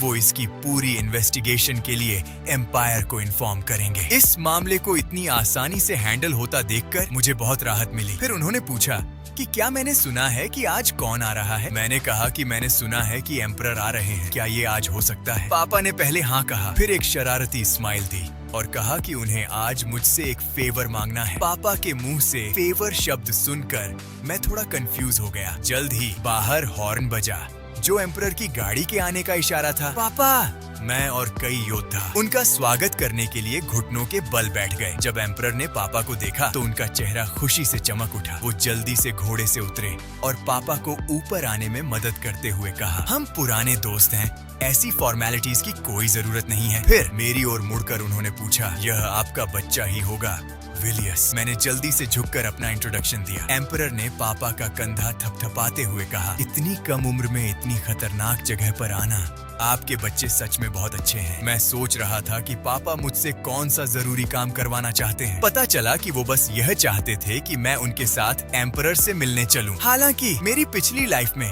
जब भी एम्परर आते थे मैं केवल दूर से ही अपने कमरे में कैद होकर उन्हें देख सकता था। इस बार पापा ने वास्तव में मुझे एम्परर को ग्रिट करने के लिए साथ लाने का प्रस्ताव दिया था। ये वास्तव में मुझे इमोशनल कर गया। इससे पहले कि मैं अपना विचार पूरा कर पाता, एम्परर ने कहा कि वो हमें किसी से मिलवाएंगे। जैसे ही उन्होंने बोलना खत्म किया, एक लड़की को गाड़ी से नीचे उतारा गया। उसने खुद को उल्स्टर की 5th प्रिंसेस के रूप में पेश किया, जिसका नाम आयरीन सेविले था। मैंने इस व्यक्ति के बारे में पहले भी सुना था। अपने पिछले जीवन में वो दुखद 5th प्रिंसेस उल्स्टर की क्वीन टियोना सेविले के रूप में जानी जाती थी। एम्परर टियोना सेविले की 2 पत्नियां थीं। पहली दिवंगत क्वीन डायना क्विगेल थीं और दूसरी दिवंगत क्वीन तशंद्रा नेफेरस थीं। 5th प्रिंसेस आयरीन सेविले एक अनजान आम रखैल की संतान थीं। इसलिए डायना क्विगेल की असली बेटी न होने के कारण उन्हें सिर्फ नाम की प्रिंसेस माना जाता था। हालांकि उन्होंने दूसरों की राय को पूरी तरह से इग्नोर कर दिया। रॉयल फैमिली के मेंबर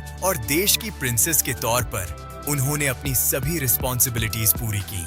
इसके अलावा उन्होंने किसी और से ज्यादा मेहनत से स्टडी की और अपनी काबिलियत को बेहतर बनाया। लेकिन उनकी कड़ी मेहनत ने उन्हें कुछ लोगों की आंखों का कांटा बना दिया और आखिर में उन पर देशद्रोह का आरोप लगाया गया और उन्हें कैपिटल से निकाल दिया गया। बाद में मैंने सुना कि वो बॉर्डर के एक छोटे से द्वीप पर अकेली मर गईं, जिससे उन्हें दुखद प्रिंसेस नाम मिला। अगर उनका कोई टारगेट नहीं होता और वो सिर्फ अपनी मौजूदा पावर का मजा लेती तो शायद उनकी मौत सामान्य होती। कुछ समय पहले पापा ने मुझसे कहा कि वो चाहते हैं कि मैं इस 5th प्रिंसेस की देखभाल करूं। उस समय मैंने उनसे हैरान होकर पूछा कि मैं उनकी देखभाल कैसे करूं। पापा ने कहा कि मुझे बस उसके साथ अच्छे से घुलना मिलना है और हम लगभग एक ही उम्र के हैं और बाद में स्कूल में क्लासमेट्स बनेंगे। पिछली लाइफ में मैं उसे ज्यादा नहीं जानता था। मैंने उसे क्लास जाते समय बस कुछ ही बार देखा था। फिर पापा ने कहा कि अगर हम रॉयल फैमिली के साथ अच्छे रिश्ते बना लें तो भले ही हमारा साथ ज्यादा दिन न हो, उन्हें उम्मीद है कि हम एक दूसरे पर अच्छा इम्पैक्ट छोड़ सकते हैं। हालांकि मैं हिचकिचा रहा था,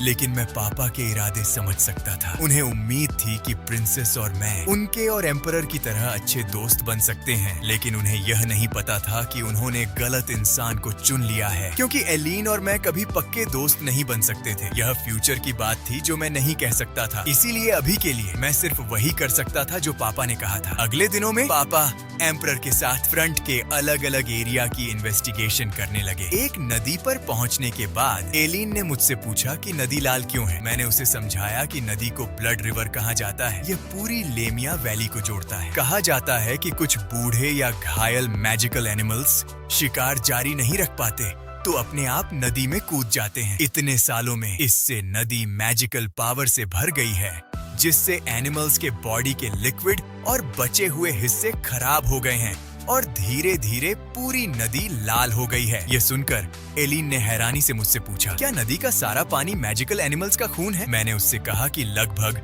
और मैजिकल एनिमल्स भी पानी पीते थे और उसमें नहाते थे, इसलिए नदी बहुत गंदी थी। प्लीज उसके पास मत जाना। फिर उसने मुझसे पूछा कि नदी के आखिर में क्या है। मैंने उससे कहा कि वो डेमोन रीम है। उसने पूछा कि क्या यह वही डेमोन रीम है जहाँ डेमोन्स रहते थे? मैंने कहा हाँ, और अगर हम नदी के किनारे किनारे चलते तो हमें डेमोन किंग भी दिख सकता था। उसे चौंका हुआ देखकर मैं खुशी से मुस्कुराया, यह सोचते हुए डेमोन किंग अचानक इंसानों और डेमोन्स के बीच की बॉर्डर पर क्यों आ गया, और एक पागल आदमी इस नदी के किनारे क्यों चलेगा? हम थोड़ी देर और चले और फिर अचानक आसमान में एक तेज रोशनी दिखाई दी। मैंने ऊपर देखा तो पाया कि वह दिशा 3rd वेस्टर्न पोस्ट थी। अगर वो गोल्डन लाइट थी तो इसका मतलब था कि वो वहाँ मॉन्स्टर से लड़ रहे थे। तुरंत पापा ने एम्परर को सिक्योरिटी देने का आदेश दिया। फिर गार्ड वॉरियर्स की सीधी टुकड़ी को उनके साथ 3rd पोस्ट को सपोर्ट देने के लिए भेजा। जैसे ही वो मुड़कर जाने वाले थे, एम्परर ने उन्हें वापस बुलाया और कहा, विलियस, तुम्हारी बातें बहुत दुख देने वाली हैं। क्या तुम्हें लगता है कि मैं यहाँ साइट सीइंग और पहाड़ों पर चढ़ने आया हूँ? यह कहकर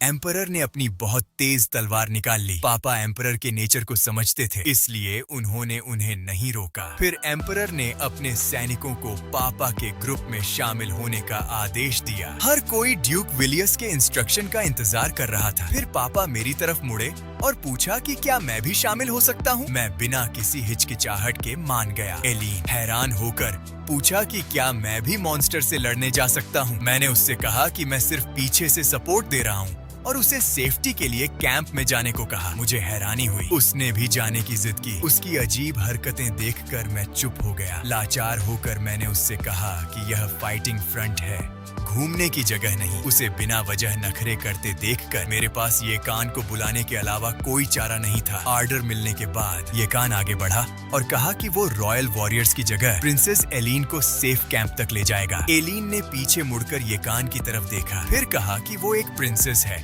और कोई उसे छूने की हिम्मत नहीं करेगा। इस समय मैं आगे झुका और उसे ठंडी नजरों से देखते हुए कहा, तुम्हारी जिद की वजह से दर्जनों वॉरियर्स अपनी जान गंवा देंगे। महाराज, क्या आप उन जानों की रिस्पॉन्सिबिलिटी ले सकते हैं? मेरे यह कहने के बाद उसकी आंखों में आंसू आ गए। मैंने उससे और बहस नहीं की, बस इतना कहा कि अगर वो अपना प्रॉमिस तोड़ना चाहती है तो उसे वापस जाना चाहिए। इस बीच 3rd पोस्ट पर एक भयानक फाइट चल रही थी। बड़े बड़े घोंघे कैंप की ओर दौड़े और वॉरियर्स ने बुरी तरह उनका सामना किया। बुई के पिता अपनी आर्मी के साथ पहुंचे और उनके आर्डर पर उनके पीछे के वॉरियर्स तुरंत वॉर में शामिल हो गए। यह सम्राट, जिसे अनगिनत यादों में खोया होना चाहिए था, उसने अचानक बैटलफील्ड में 8 स्टार लेवल का जादू चला दिया, जिससे एक ही वार में 4-5 बड़े राक्षसों का सफाया हो गया। ये जादुई जानवर 1 दर्जन बड़े योद्धाओं के बस के भी नहीं होते। फिर भी यह सीन देखने के बाद मैं बिल्कुल शांत रहा। दूसरा जन्म लेने के बाद मैं अच्छी तरह जानता था कि यह सम्राट कितना ताकतवर था। मैजिक सोसाइटी के मौजूदा प्रेसिडेंट के पास भी उसके सामने शायद ही कोई मौका होता। इससे मुझे हैरानी हुई कि क्या सम्राट होना उसके लिए सिर्फ एक शौक था। बॉर्डर पर गश्त के दौरान उसे जादुई जानवरों के हमले का सामना करना पड़ा था। अपने टेंट में वापस आकर ड्यूक ने ऐसे ही पूछा कि क्या साम्राज्य स्थिर है। सम्राट ने अपना कप नीचे रखा और कहा कि सच में कुछ अजीब चीजें हुई हैं। अमीरों की हत्याएं आम हो गई थीं, जिससे साम्राज्य में बहुत ज्यादा दहशत फैल गई थी। फिर ड्यूक ने पूछा कि क्या कोई सुराग मिला है। सम्राट ने कहा कि मारे गए अमीरों में एक बात कॉमन थी, वे सभी भ्रष्ट अधिकारी थे जिन पर साम्राज्य खड़ी नजर रख रहा था और उन्होंने एक फैला हुआ काला कोहरा भी देखा। फिर ड्यूक ने पिछले दिन फ्रंट लाइन पर उसी धुंध का सामना करने का अपना अनुभव बताया। ऐसा लग रहा था कि जो ऑर्गेनाइजेशन 300 साल पहले गायब हो गया था, वह फिर से एक्टिव हो गया था। हालांकि उन्होंने कुछ ऐसे लोगों को हटा दिया था जिनसे एम्पायर सीधे तौर पर डील नहीं कर सकता था, लेकिन एम्परर होने के नाते वह कभी भी किसी भी ऑर्गेनाइजेशन को रॉयल अथॉरिटी से आगे नहीं बढ़ने देंगे। अब जो बात उन्हें सच में परेशान कर रही थी, वह एक अमीर आदमी की फैलाई गई अफवाह थी कि हत्या की कोशिश के पीछे का मास्टरमाइंड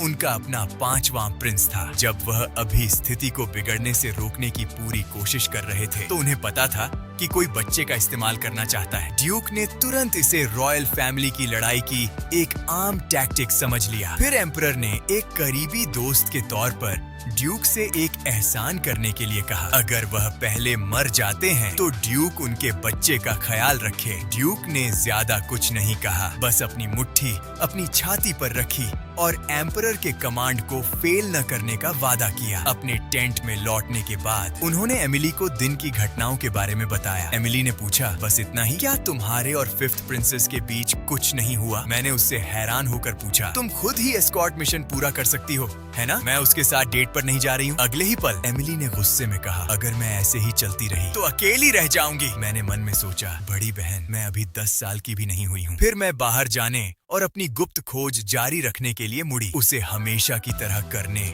और किसी को यह न बताने के लिए कहा कि मैं टेंट में नहीं हूँ। लेकिन जैसे ही मैंने पर्दा उठाया, मैंने देखा कि काले कपड़ों में एक आदमी बाहर खड़ा है। एमिली तुरंत डर गई और उसने डर के मारे अपना डायपर गीला कर दिया। वह आदमी अंदर आया, अपनी टोपी उतारी और पूछा कि मैं कहाँ जा रही हूँ और अगर मैं बिजी नहीं हूँ तो क्या मैं उससे बात कर सकती हूँ। एमिली ने यह देखकर कि वह हर हाईनेस प्रिंसेस हैं, जल्दी से उनका डायपर बदला और उनका गर्मजोशी से स्वागत किया। एलीन अंदर आई और सबसे पहले पूछा कि मैं कितनी देर से आगे थी। मैंने उसे बताया कि 1 महीना हो गया है। फिर पूछा कि उसे इतनी देर से क्या चाहिए। वह कुछ कहने वाली थी लेकिन फिर रुक गई और फिर एमिली से पूछा कि क्या वह एक पल के लिए जा सकती है। एमिली ये जानते हुए कि हमें अपनी डेट के लिए टाइम चाहिए, चालाकी से टेंट से चली गई और हमसे कहा कि कुछ समय साथ बिताओ। एमिली के जाने के बाद मैंने मन ही मन सोचा, अपनी पिछली जिंदगी में अपनी उम्र को देखते हुए मैं 40 साल से ऊपर का था। इस छोटी लड़की, इस धोखेबाज के साथ क्या तालमेल बिठाना था। मेरी चुप्पी देखकर एलीन ने सबसे पहले चुप्पी तोड़ी और कहा कि वह उस दिन पहले अपनी जल्दबाजी के लिए माफी मांगने आई थी। चूंकि राजकुमारी इतनी दयालु थी, इसलिए मैंने स्वाभाविक रूप से उसे माफ कर दिया। फिर उसने कहा कि उसे मुझसे जलन होती है क्योंकि मेरे आसपास हर कोई मेरी इज्जत करता है और मैं बहुत शांत था। यह सुनकर मेरा चेहरा गंभीर हो गया। जब उसने कहा कि उसे उम्मीद है कि हम एकेडमी में अच्छे से घुल मिल जाएंगे, तो मैंने तुरंत और सीधे माफी मांगी और कहा कि मैं उसकी किसी भी तरह से मदद नहीं कर सकता। अगर वह खास तौर पर मुझसे दोस्ती करने आई थी तो उसे वापस चले जाना चाहिए। एलीन को साफ तौर पर मुझसे ऐसी बात कहने की उम्मीद नहीं थी। उसने बताया कि वह बस मेरे साथ समय बिताना चाहती थी और मुझ पर इल्जाम लगाया कि मैं बहुत आगे बढ़ गया हूँ, यह पूछते हुए कि क्या मैं भी उसे सिर्फ खोखले टाइटल वाली एक प्रिंसेस समझता हूँ और वह अभी मुझे कोई फायदा नहीं पहुँचा सकती। जब वह जाने की तैयारी में मेरे पास से गुजरी तो उसने कहा, आपको परेशान करने के लिए सॉरी। पता चला कि आप प्रिंसेस एथेल से बिल्कुल अलग हैं। अपने बड़े भाई का नाम सुनकर मेरा दिल जोर से धड़क उठा। मैं जल्दी से मुड़ा और उसे पकड़ लिया और पूछा कि वह और मेरा भाई कब और कैसे मिले थे। एलीन ने कहा कि वे पिछले साल रॉयल एकेडमी की विजिट के दौरान इत्तेफाक से मिले थे और एलीन ने उसे सलाह दी थी कि वह दूसरों की राय की परवाह न करे और बस एक प्रिंसेस की तरह कोशिश करती रहे। मैंने मन ही मन सोचा, मेरा भाई उसे सलाह कैसे दे सकता है? उसे मेरे पिछले जन्म में उसी ने मारा था और अब उसके कैरेक्टर को मुझसे बेहतर कोई नहीं समझता। ऐसा लगता है कि वह पहले से ही 5वीं प्रिंसेस को गिराने की तैयारी कर रही है। जैसे ही मैं उसे एथेल से दूर रहने के लिए कहने ही वाला था, अचानक बाहर एक जरूरी अलार्म बेल बजी। एमिली दौड़कर अंदर आई, लेकिन इससे पहले कि वह 2 शब्द भी बोल पाती, हमारे टेंट की छत में लकड़ी का एक बड़ा खंभा घुस गया। जोरदार टक्कर से एमिली टेंट से बाहर उड़ गई, यह महसूस करते हुए कि हंगामा मेरे टेंट में है। आसपास के नाइट्स ने तुरंत अपने आदमियों को इकट्ठा किया और उसे घेर लिया। एमिली अपनी चोटों पर ध्यान न देते हुए खड़ी हुई और चिल्लाई, जल्दी हमला करो। राक्षस को खंडहरों से कोई और हलचल महसूस नहीं हुई, इसलिए उसने लकड़ी के खंभे फिर से उठा लिए। खबर जल्दी ही ड्यूक और एम्परर के टेंट तक पहुंच गई। यह सुनकर कि उनके पीछे के कैंपों के बीच के बॉर्डर एरिया पर हाई लेवल जादुई जानवरों ने हमला किया है और प्रिंसेस आयरीन गोलीबारी में फंस गई लगती है, एम्परर सम्राट का चेहरा तुरंत काला पड़ गया। उन्होंने जल्दी से सभी शाही सैनिकों को मदद देने का आदेश दिया ताकि हर कीमत पर राजकुमारी की सुरक्षा सुनिश्चित हो सके। सैनिकों के जाने के बाद सम्राट को समझ नहीं आया कि राजकुमारी बॉर्डर वाले इलाके में क्यों गई थी। वह उस खतरनाक जगह पर किससे मिलने वाली थी। इस बीच भागने के बाद मैं छिप गया और परछाई से कैंप को देखा। मुझे न केवल राक्षस मिले बल्कि डेथ वर्म्स जैसे हाई लेवल जादुई जानवर भी मिले। मैंने कभी उम्मीद नहीं की थी कि ये दानव राजा इतनी बड़ी संख्या में बॉर्डर वाले इलाके में झुंड बनाकर आएंगे। मेरे पिछले जीवन में इस समय ऐसा कभी नहीं हुआ था। ऐसा लग रहा था कि मेरे रूप रंग में कुछ बदलाव आया होगा, जिससे मेरे पिछले जीवन से अलग स्थिति पैदा हो गई होगी। मेरे पीछे एक डरी हुई एमिली और 5वीं राजकुमारी उसके 2 शाही रक्षकों के साथ थीं। जब एमिली को होश आया तो वह रोते हुए कहने लगी कि उसे लगा कि मैं कुचलकर मर गया हूँ और उसने कसम खाई कि वह फिर कभी मेरा साथ नहीं छोड़ेगी। सच तो यह है कि जैसे ही लकड़ी का खंभा गिरा, मैंने एलीन को पकड़कर उसे चकमा दे दिया। मैंने पहले भी दानवों को खत्म करने वाली लड़ाइयों में हिस्सा लिया था। मैंने उन अनगिनत जादुई जानवरों को मारा था। मैं उसके हाथों में कैसे पड़ सकता था? इस समय एलीन को कैंप में नाइट्स की चिंता होने लगी। एमिली ने उसे भरोसा दिलाया कि नाइट्स बहुत ताकतवर हैं। फिर एलीन खुद को दोषी मानने लगी। अगर वह इस जगह पर नहीं आई होती तो उसके पीछे आए नाइट्स का इतना बुरा हाल नहीं होता। उसके पीछे वाले नाइट्स उसे भरोसा दिलाने के लिए जल्दी से आगे बढ़े और कहा कि वे ठीक हैं। महारानी राजकुमारी की रक्षा करना इंपीरियल नाइट्स का मिशन है, भले ही इसके लिए उन्हें अपनी जान देनी पड़े। अचानक मैंने उन्हें रोका और रास्ते से हटने के लिए चिल्लाया, लेकिन बहुत देर हो चुकी थी। एक बड़ा हाथ पहले ही उसके पीछे वाले नाइट तक पहुंच चुका था और उसे पकड़ लिया था। यह देखकर मैं जल्दी से एलीन को पीछे हटाने के लिए आगे बढ़ा। हालांकि राक्षस ने उसे तुरंत नहीं खाया, बल्कि उसने उसे सूंघा और फिर अपने पीछे फेंक दिया। इस सीन ने मेरे पहले के शक को पक्का कर दिया। ऐसा लग रहा था कि ये जीव मेरे पीछे थे। तो मैंने एमिली से कहा कि पहले प्रिंसेस को ले जाएं और मैं मॉन्स्टर का ध्यान भटकाऊंगा। मुझे लगा कि एमिली मुझे अपने साथ बुलाएगी। अचानक उसने प्रिंसेस को उठाया और भाग गई, इतनी तेजी से कि प्रिंसेस के पर्सनल गार्ड्स ने भी अभी तक कोई रिएक्शन नहीं दिया था। लेकिन अभी सबसे जरूरी चीज मेरे सामने खड़ा वह बड़ा जानवर था। उसे मुझ पर अटैक करते देख मैं हमले से बचने के लिए उछल पड़ा और साथ ही अपनी तलवार चलाने की तैयारी भी करने लगा। जैसे ही मैं उसके कंधे के ऊपर से कूदा, मैंने उसके हाथ पर 3 वार किए। हालांकि इतना डैमेज शायद उसकी स्किन को भी नहीं काट पाया। अब मुझे यह बात हैरान कर रही थी कि ये हाई लेवल जादुई जानवर मुझ पर हमला क्यों कर रहे थे। और पहले उसकी नाक मरोड़ने की हरकत से लग रहा था कि वह किसी तरह की खुशबू से अट्रैक्ट हो रहा था। तभी कैलन ने कहा, मैं और मजबूत बनने की कोशिश कर रहा हूँ, लेकिन मैंने बहुत सारा जादुई जानवर का खून पी लिया है और मुझसे बहुत बुरी बदबू आ रही है। जादुई जानवर तुम्हारे अलावा और किसे टारगेट करेंगे? मुझे हैरानी हुई कि कैलन को वजह पता थी। मैंने शिकायत की, तुमने पहले क्यों नहीं कहा? कैलन ने मुझे साफ साफ याद दिलाया कि उसे मेरा शरीर चाहिए और वह मेरी मदद करने के लिए मुझे जरूर खतरे में डालने की कोशिश करेगी। इससे पहले कि वह अपनी बात पूरी कर पाती, मैंने उसे पकड़ लिया और उसे वापस उसकी जादुई तलवार के रूप में बदल दिया। जादुई जानवर भी इस पल घूम गया। वह मुझ पर फिर से हमला करने के लिए तैयार था, लेकिन उसे नहीं पता था कि मेरे हाथ में जो तलवार थी वह पहले वाली आम तलवार नहीं थी। पिछली बार की तरह मैंने पहले उसे कंधे से पकड़ा, फिर एक ही झटके में उसका सिर काट दिया। अब जब कोई मुझे नहीं देख रहा था तो मैं आजादी से जादुई तलवार का इस्तेमाल कर सकता था और ऊंचे लेवल के जादुई जानवरों के खून का मजा ले सकता था। इतने सारे हाई लेवल मैजिकल जानवरों को देखकर कैलन उत्साह से कांप गया। लेकिन जैसे ही मैं कैलन को दावत पर ले जाने वाला था, मैं अचानक जम गया। मैंने देखा कि कुछ ही दूरी पर एक डेमन ड्रैगन नीचे उतर रहा है। मुझे हैरानी हुई कि क्या यह क्रिएचर भी मेरी खुशबू से आकर्षित हुआ है। कैलन ने मुझसे कहा कि घबराओ मत, ये बस एक छोटा डेमन ड्रैगन था। लेकिन घबराने के बजाय मुझे थोड़ा एक्साइटमेंट महसूस हुआ। मैंने तुरंत मैजिक तलवार का इस्तेमाल किया और सामने आ गया। मैं इतने हाई लेवल मैजिकल जानवर को जाने नहीं दे सकता था। मैं उसे अपना पालतू बनाना चाहता था। सीन वापस कैंप में आ गया। एक मैजिकल जानवर पर एक पावरफुल मैजिक स्पेल से हमला हो रहा था। सम्राट के इसे मारने के बाद उसने कैंप साफ कर दिया था, लेकिन मैं अभी भी प्रिंसेस या खुद को नहीं देख पा रहा था। ड्यूक ने जल्दी से माफी मांगी, यह कहते हुए कि लड़का उसके टेंट से गायब हो गया था और उसे बहुत अफसोस हुआ। सम्राट ने उसे ऐसा न कहने के लिए कहा और पूछा कि क्या वह अपने बेटे के बारे में परेशान है। ड्यूक ने जवाब दिया कि उसका बेटा कोई चिंता की बात नहीं है, जरूरी बात प्रिंसेस की सेफ्टी है। यह सुनकर सम्राट ने जवाब दिया कि वह सच में बेरहम है और पूछा कि क्या लड़का उसका अपना बेटा है। ड्यूक ने जवाब दिया कि बर्ट परिवार को उसकी रक्षा करनी चाहिए। तभी एक नाइट ने बताया कि प्रिंसेस मिल गई है और कई नाइट्स उसे सम्राट के पास ले गए। उसे देखते ही सम्राट यह देखने के लिए आगे बढ़ा कि वह घायल तो नहीं है। एलिन ने अपने पिता से रिक्वेस्ट की कि उसे बचाने के लिए किसी को भेजें, क्योंकि उसके साथ धोखा हुआ था। उसकी सांस पहले से ही फूली हुई थी। सम्राट ने उसे शांत होने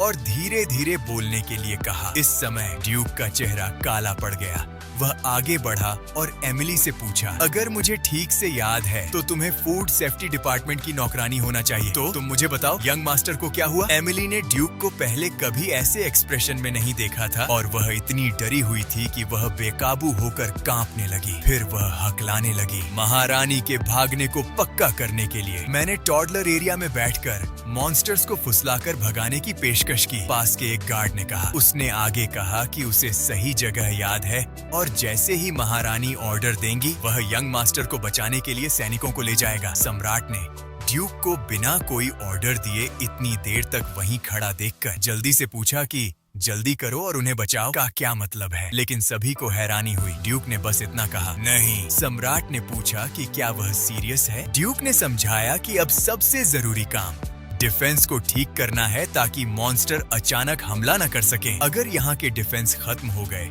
तो मॉन्स्टर एम्पायर में घुस जाएंगे। इसलिए ज्यादा अच्छे के लिए अब यहाँ मैन पावर की जरूरत थी। ये सुनकर एमिली ने हिम्मत जुटाई और कांपते हुए पूछा, युवा मास्टर का क्या? उसे लगा कि उसने महारानी को सुरक्षित भागने में मदद करके अपना फर्ज पूरा कर दिया है। यह बर्ट परिवार का मिशन था, शाही परिवार और एम्पायर की सुरक्षा पक्की करना, भले ही इसके लिए उन्हें अपनी जान देनी पड़े। ये सुनकर एरिन ने मन में सोचा, क्यों? फिर से उसकी वजह से क्यों? अचानक आसमान से एक जोरदार दहाड़ गूंजी। जब एरिन ने ऊपर देखा तो वह डर गई। वह हैरान रह गई। उसने जो देखा वह एक ड्रैगन था।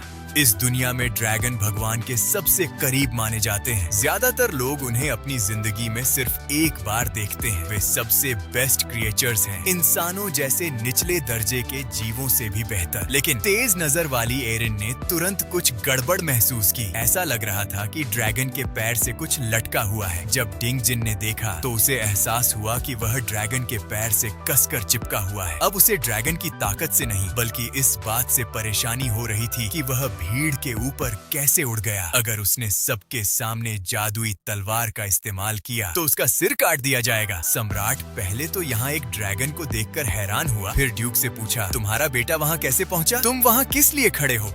जल्दी करो और उसे बचाओ। वह सच में एक मुश्किल में फंस गया था। उसने शुरू में ड्रैगन का खून पीने और लड़ाई खत्म करने का प्लान बनाया था। मुझे कभी उम्मीद नहीं थी कि चीजें इस तरह होंगी। बस 2.5 मिनट पहले जब मैंने अपना डेमन स्वॉर्ड ट्रांसफॉर्मेशन पूरा किया तो हाई लेवल जादुई जानवरों का झुंड मेरी तरफ झपटा। लेकिन मेरे पास उनके साथ समय बर्बाद करने का समय नहीं था। तो मैंने एग्रीकल्चरल स्टॉर्म का इस्तेमाल करके उन्हें तेजी से लूटा और तुरंत उन सब के टुकड़े टुकड़े कर दिए। फिर मैं डेमन ड्रैगन के सामने बिना हिले डुले गिर गया। डेमन ड्रैगन मुड़ा और उसने मुझे देखा। मैंने पास से देखा और महसूस किया कि वह अभी पूरी तरह से बड़ा नहीं हुआ था। अगले ही पल मैंने देखा कि उसने एनर्जी इकट्ठा करने के लिए अपना मुंह खोला। रोशनी ने मुझे लगभग अंधा कर दिया था, लेकिन उसकी स्पीड के साथ वह मुझे कैसे मार सकता था? इससे पहले कि वह अपना लेजर फायर कर पाता, मैं तलवार के स्टेप से उसके सिर पर कूद गया।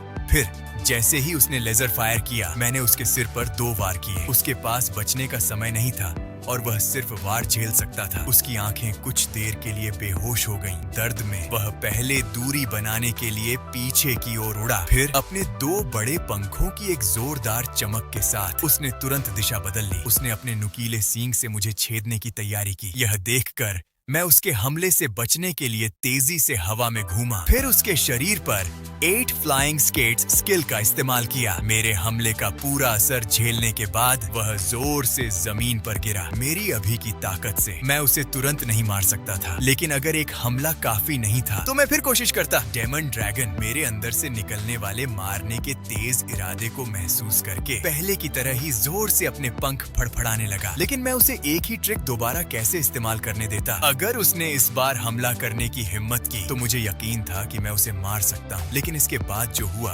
वह अनएक्सपेक्टेड था। इस जीव का जोर से पंख फड़फड़ाना कोई हमला नहीं था। यह मुड़कर भागने की कोशिश थी, लेकिन मैं इस ड्रैगन को कैसे भागने देता। इसीलिए मैं खुद को आगे बढ़ाया, हवा में उसकी ओर दौड़ा। लेकिन मुझे बहुत हैरानी हुई। वह मुझे कैंप के ऊपर ले गया, जिससे यह अजीब सिचुएशन हो गई। कैलन अचानक आया और मुझसे पूछा कि क्या हो रहा है, मैं कुछ क्यों नहीं कर रहा था, क्या मैंने गलत दवा ले ली थी। मैंने उसे नीचे देखने को कहा। हर जगह लोग थे।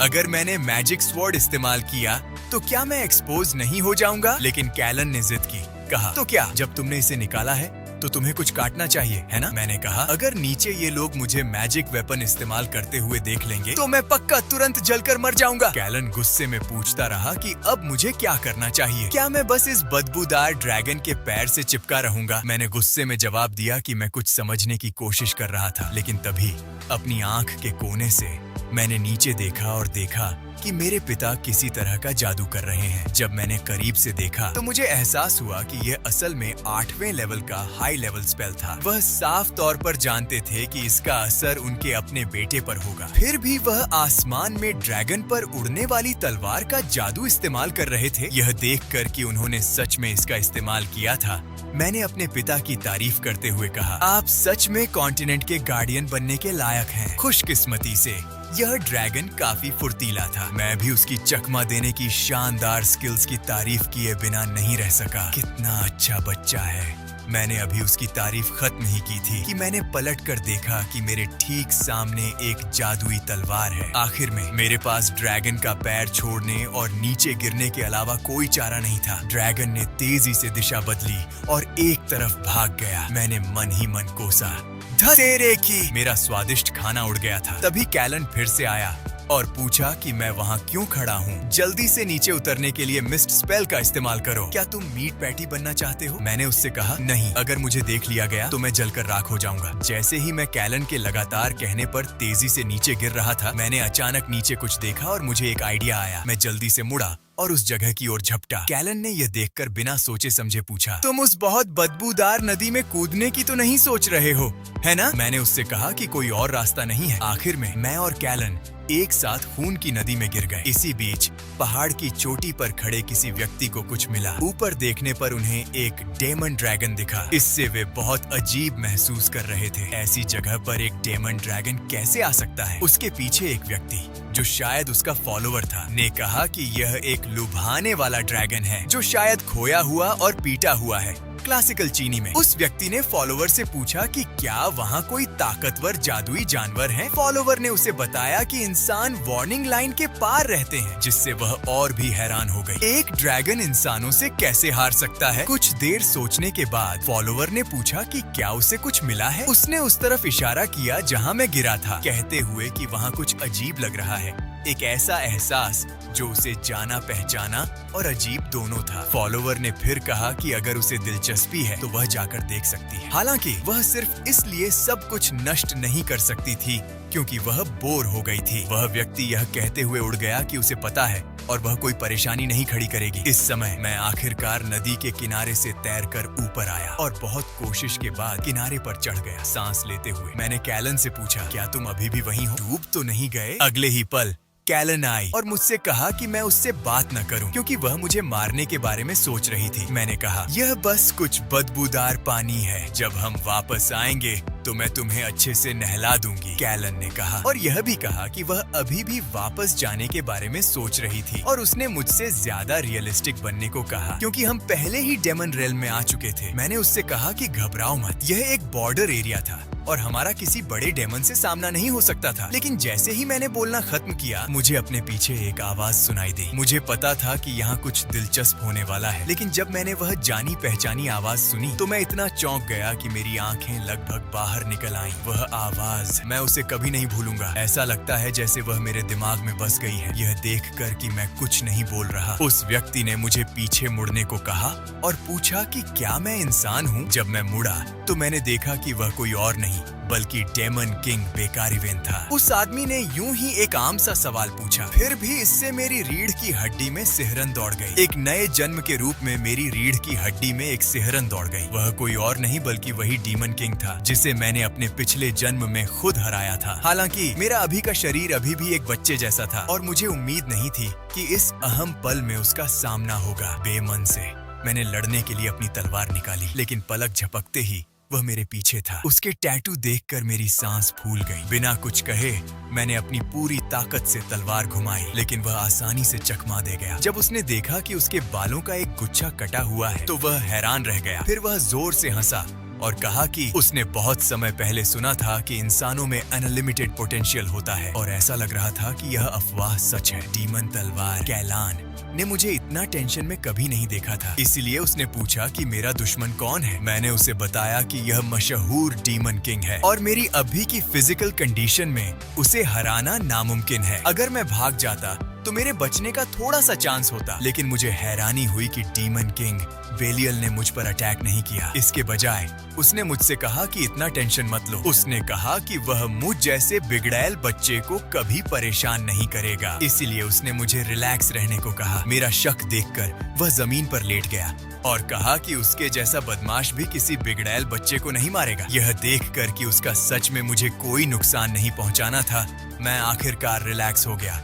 मुझे कभी उम्मीद नहीं थी कि डीमन किंग इस समय इंसानों और डीमन के बीच बॉर्डर पर आ जाएगा। यह देखकर कि मुझे उस पर यकीन हो गया, उसने पूछा कि क्या मैं इंसान हूँ। मैंने सच में जवाब दिया कि मैं इंसान हूँ। फिर उसने पूछा कि मैं यहाँ कैसे पहुँचा। मैंने उसे बताया कि मैं नदी में बहकर यहाँ आ गया हूँ। फिर उसने पूछा कि क्या मैं पहली बार डीमन दायरे में आया हूँ। यह कहते हुए कि मैंने उसे एक अजीब सा एहसास दिया और पूछा कि मैं कौन हूँ। जब मैंने उसे बताया कि मैं बस एक आम इंसान हूँ तो उसने कहा कि उसे ऐसा लग रहा है जैसे मैं उसे जानता हूँ, लेकिन फिर उसने यह बात छोड़ दी क्योंकि उसने पहली बार किसी इंसान को देखा था। अपने सामने डेमन किंग को देखकर मैं भी थोड़ा कंफ्यूज हो गया था। उसकी पर्सनैलिटी पिछली जिंदगी में मिले डेमन किंग से बिल्कुल अलग थी। तो मैंने उससे पूछा कि मैं यहाँ कैसे पहुँचा। बेलियल ने कहा कि वह सर्च कर रहा था जब उसे यहाँ एक अजीब सा ऑरा महसूस हुआ और वह जांच करने आया। मैंने यूं ही पूछा, सर्चिंग? उसने अचानक कहा, हाँ, ये तो नॉर्मल है। एक डेमन किंग के लिए अपनी ही जमीन पर पेट्रोलिंग करना नॉर्मल है। लेकिन इससे पहले कि वह अपनी बात पूरी कर पाता, उसे अचानक कुछ समझ आया और वह अचानक रुक गया। वह जल्दी से खड़ा हुआ और मुझसे पूछा कि उसने अभी क्या कहा था। बेमन से मुझे उसकी कही बात दोहरानी पड़ी। मेरी बात खत्म होने के बाद उसने पूछा, तुम्हें हैरानी क्यों नहीं हुई कि मुझे पता है कि वह एक डेमन किंग है? क्या तुम्हारी माँ ने तुम्हें यह कहानी नहीं सुनाई थी कि कैसे बात न मानने पर तुम्हें डेमन किंग पकड़वा देगा? कुछ समझकर डेमन किंग उछल पड़ा और बोला, मैंने उसे पहले कहीं जरूर देखा था। कोई भी बच्चा उसके सामने इतना शांत कैसे रह सकता है? यह देखकर मुझे शक होने लगा कि क्या यह सच में वही डीमन किंग है जिसे मैं याद कर रहा था। नॉर्मल कहानी के हिसाब से बहुत जल्द ही डीमन दुनिया और इंसानों के बीच टकराव होने वाला था, लेकिन मेरे सामने यह सीधा साधा डीमन राजा ऐसा नहीं लग रहा था कि वह लड़ाई शुरू करेगा। इसका मतलब सिर्फ एक ही हो सकता था। इस दौरान कुछ ऐसा हुआ होगा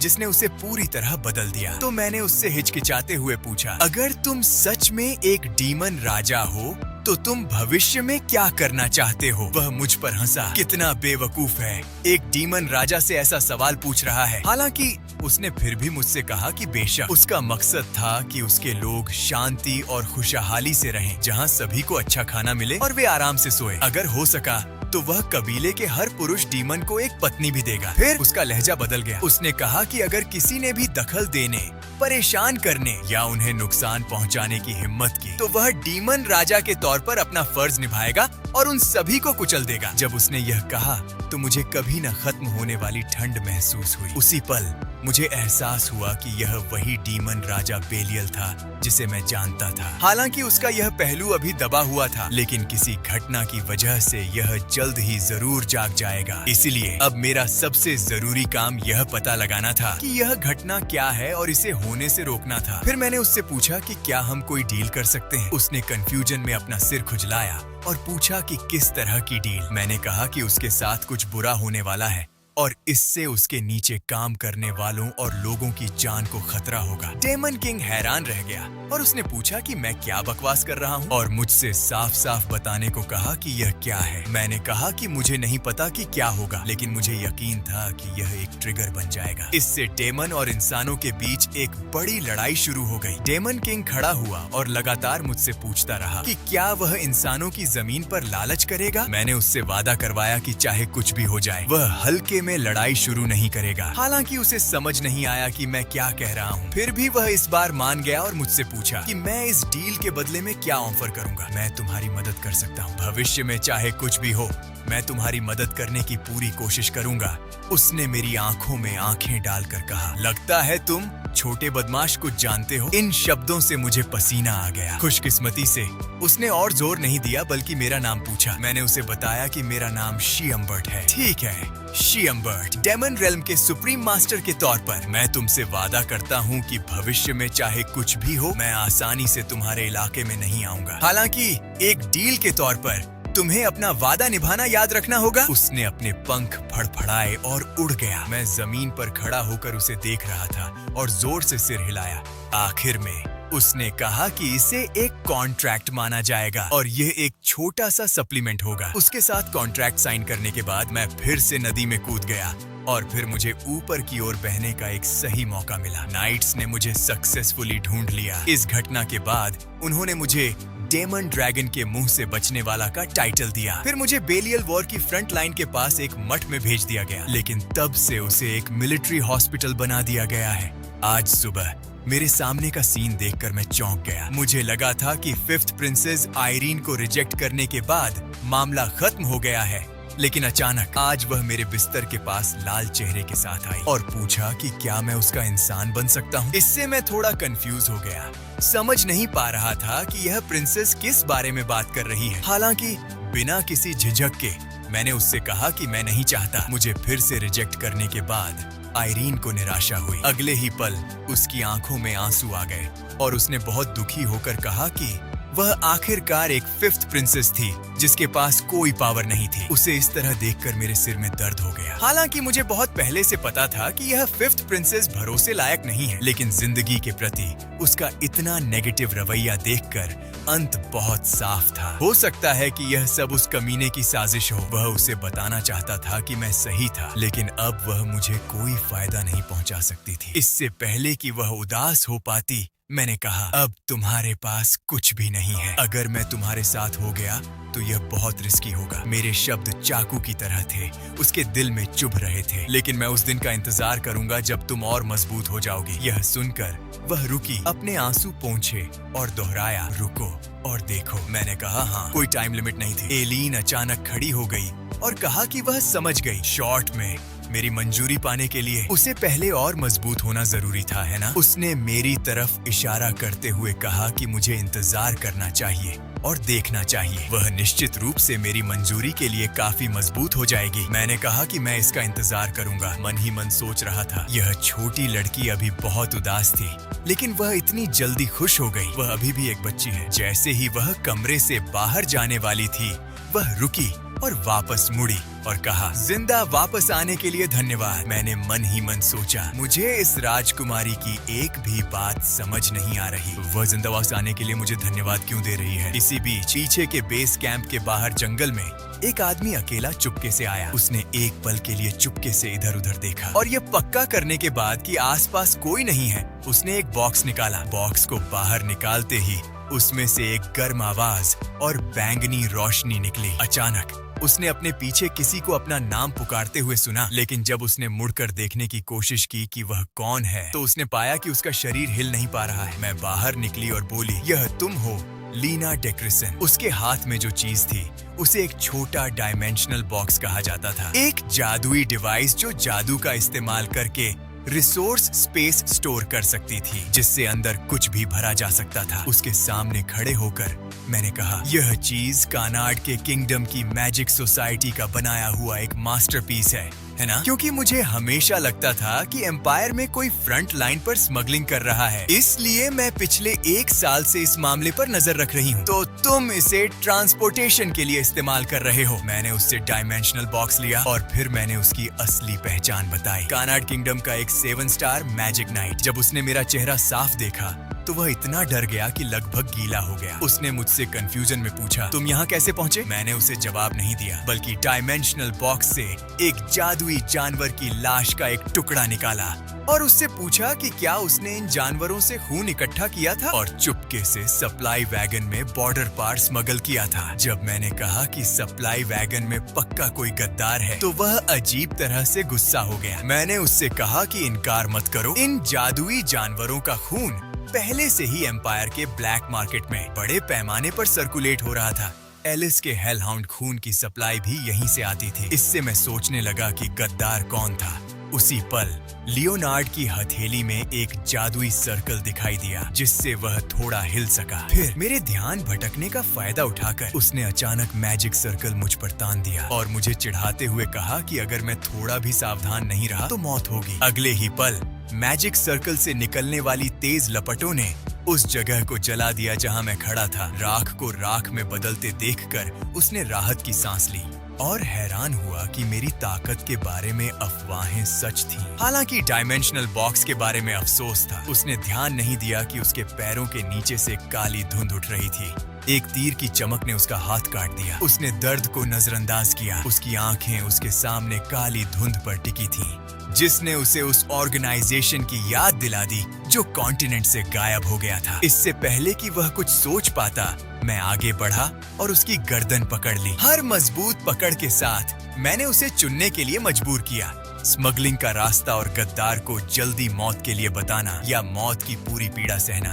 अगले दिन सीन बेलियल्स के पश्चिमी बॉर्डर पर हो रही बातचीत पर आ गया। एक आदमी ने गाड़ी से एक क्रेट उतारा, अपने साथी को सिर हिलाया और दोनों उसे खोलने के लिए एक सुनसान जगह पर गए। अंदर मॉन्स्टर के खून की लाइनें थीं, लेकिन उन्हें सबसे ज्यादा खुशी इस बात की हुई कि 2 क्रेट डिलीवर हो चुके थे। लेकिन जब उन्होंने तीसरा क्रेट खोला तो वे डर के मारे जम गए। अंदर पहले से मरे हुए लियोनार्ड की बॉडी थी। पास की एक अच्छी जगह से मैंने साफ देखा कि इंचार्ज कौन था। कैलन ने पूछा कि क्या मुझे उन्हें जाने देना चाहिए। मैंने जवाब दिया कि मुझे जाने देना चाहिए, ऐसी वार्निंग काफी होनी चाहिए। लियोनार्ड चुपके से युद्ध की फ्रंट लाइन से मॉन्स्टर का खून ले जा रहा है। फिर उस्पू एम्पायर से गारन किंगडम में मैजिक एकेडमी तक। वहाँ जाने माने और मैजिक के दीवाने लोगों का एक ग्रुप इकट्ठा हुआ है। वे मैजिक की शुरुआत और बुनियाद की स्टडी करते हैं और इसका इस्तेमाल नए स्पेल बनाने के लिए करते हैं। उनका मकसद ऐसी मशीनें बनाना है जो इंसानी काबिलियत से बेहतर हों। हालांकि उन्होंने अब तक सिर्फ छोटे डायमेंशनल बॉक्स जैसे काफी प्रैक्टिकल आर्टिफैक्ट बनाए हैं, लेकिन मॉन्स्टर के खून के साथ वे जो पागलपन वाली चीजें करेंगे उनके बारे में सोचकर मेरे सिर में दर्द हो जाता है।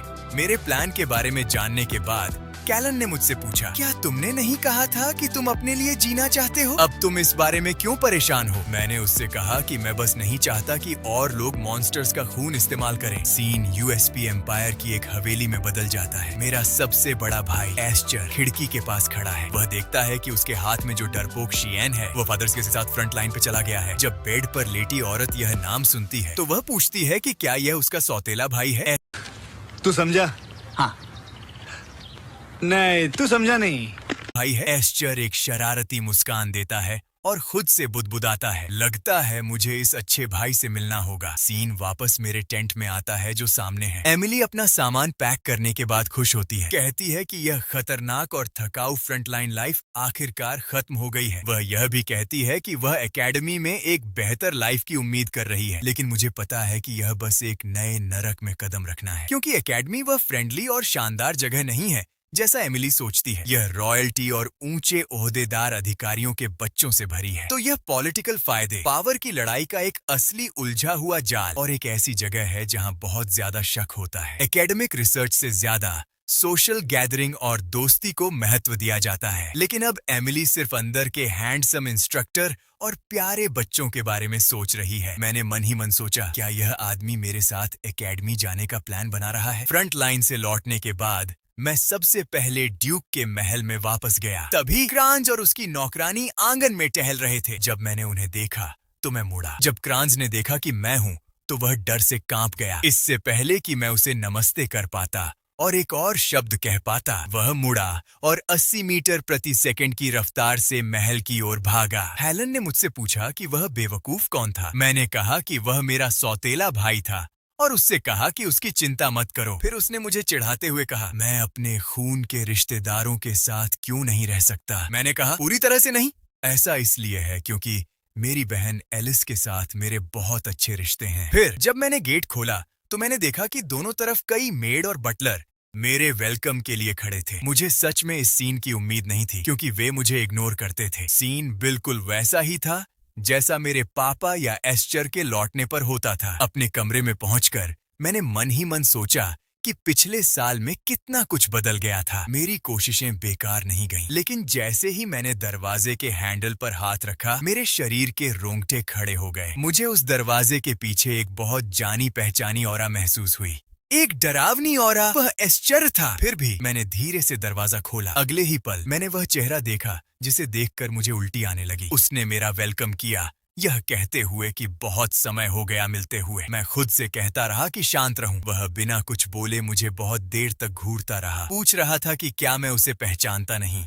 यह नॉर्मल है कि तुम्हें याद नहीं है, उसने कहा, क्योंकि पिछली बार हम एकेडमी जाने से पहले मिले थे। हालांकि मैं खुद को शांत रहने के लिए कहता रहा, लेकिन पिछली जिंदगी में मुझे मारने वाले असली गुनहगार को देखने के बाद मैं कैसे शांत रह सकता था। जैसे ही मैं उसे खत्म करने के लिए डेमन स्वॉर्ड का इस्तेमाल करने वाला था, अचानक कैलन ने मेरी कलाई पकड़ ली। उसने मुझसे कहा कि अगर मुझे अपनी जान बचानी है तो मुझे ज्यादा समझदारी दिखानी होगी। उसे अभी मारना बेकार होगा। कैलन की सलाह सुनकर मुझे धीरे धीरे होश आया। मैंने उसे प्रणाम किया। एस्चर ने हैरानी से मुझसे पूछा कि क्या मुझे वह सब अभी भी याद है। मैंने कहा, एक छोटा भाई अपने बड़े भाई को कैसे भूल सकता है। उसने मेरे सिर पर हाथ फेरा और कहा कि वह खुश है। उसने कुछ देर मुझसे ऐसे ही बातें की, फिर मुड़कर कहा, मैंने सुना है कि हाल ही में तुम्हारी तलवारबाजी बहुत बेहतर हुई है। इस तरह तुम बर्ट परिवार की मदद कर सकते हो। नहीं, मुझे कहना चाहिए, बैटलफील्ड में लड़ने में मेरी मदद कर सकते हो। मैंने अपनी आंखों में एक खतरनाक चमक के साथ कहा, मैं भी अपने बड़े भाई की मदद करने के लिए बहुत उत्सुक हूँ। मुझे राहत है कि तुम ऐसा सोचते हो। मैं आज खास तौर पर तुमसे मिलने यहाँ आया हूँ। बेशक मुझे पता था कि वह यहाँ क्यों आई है। अगर उसे लगता कि मैं बेकार हूँ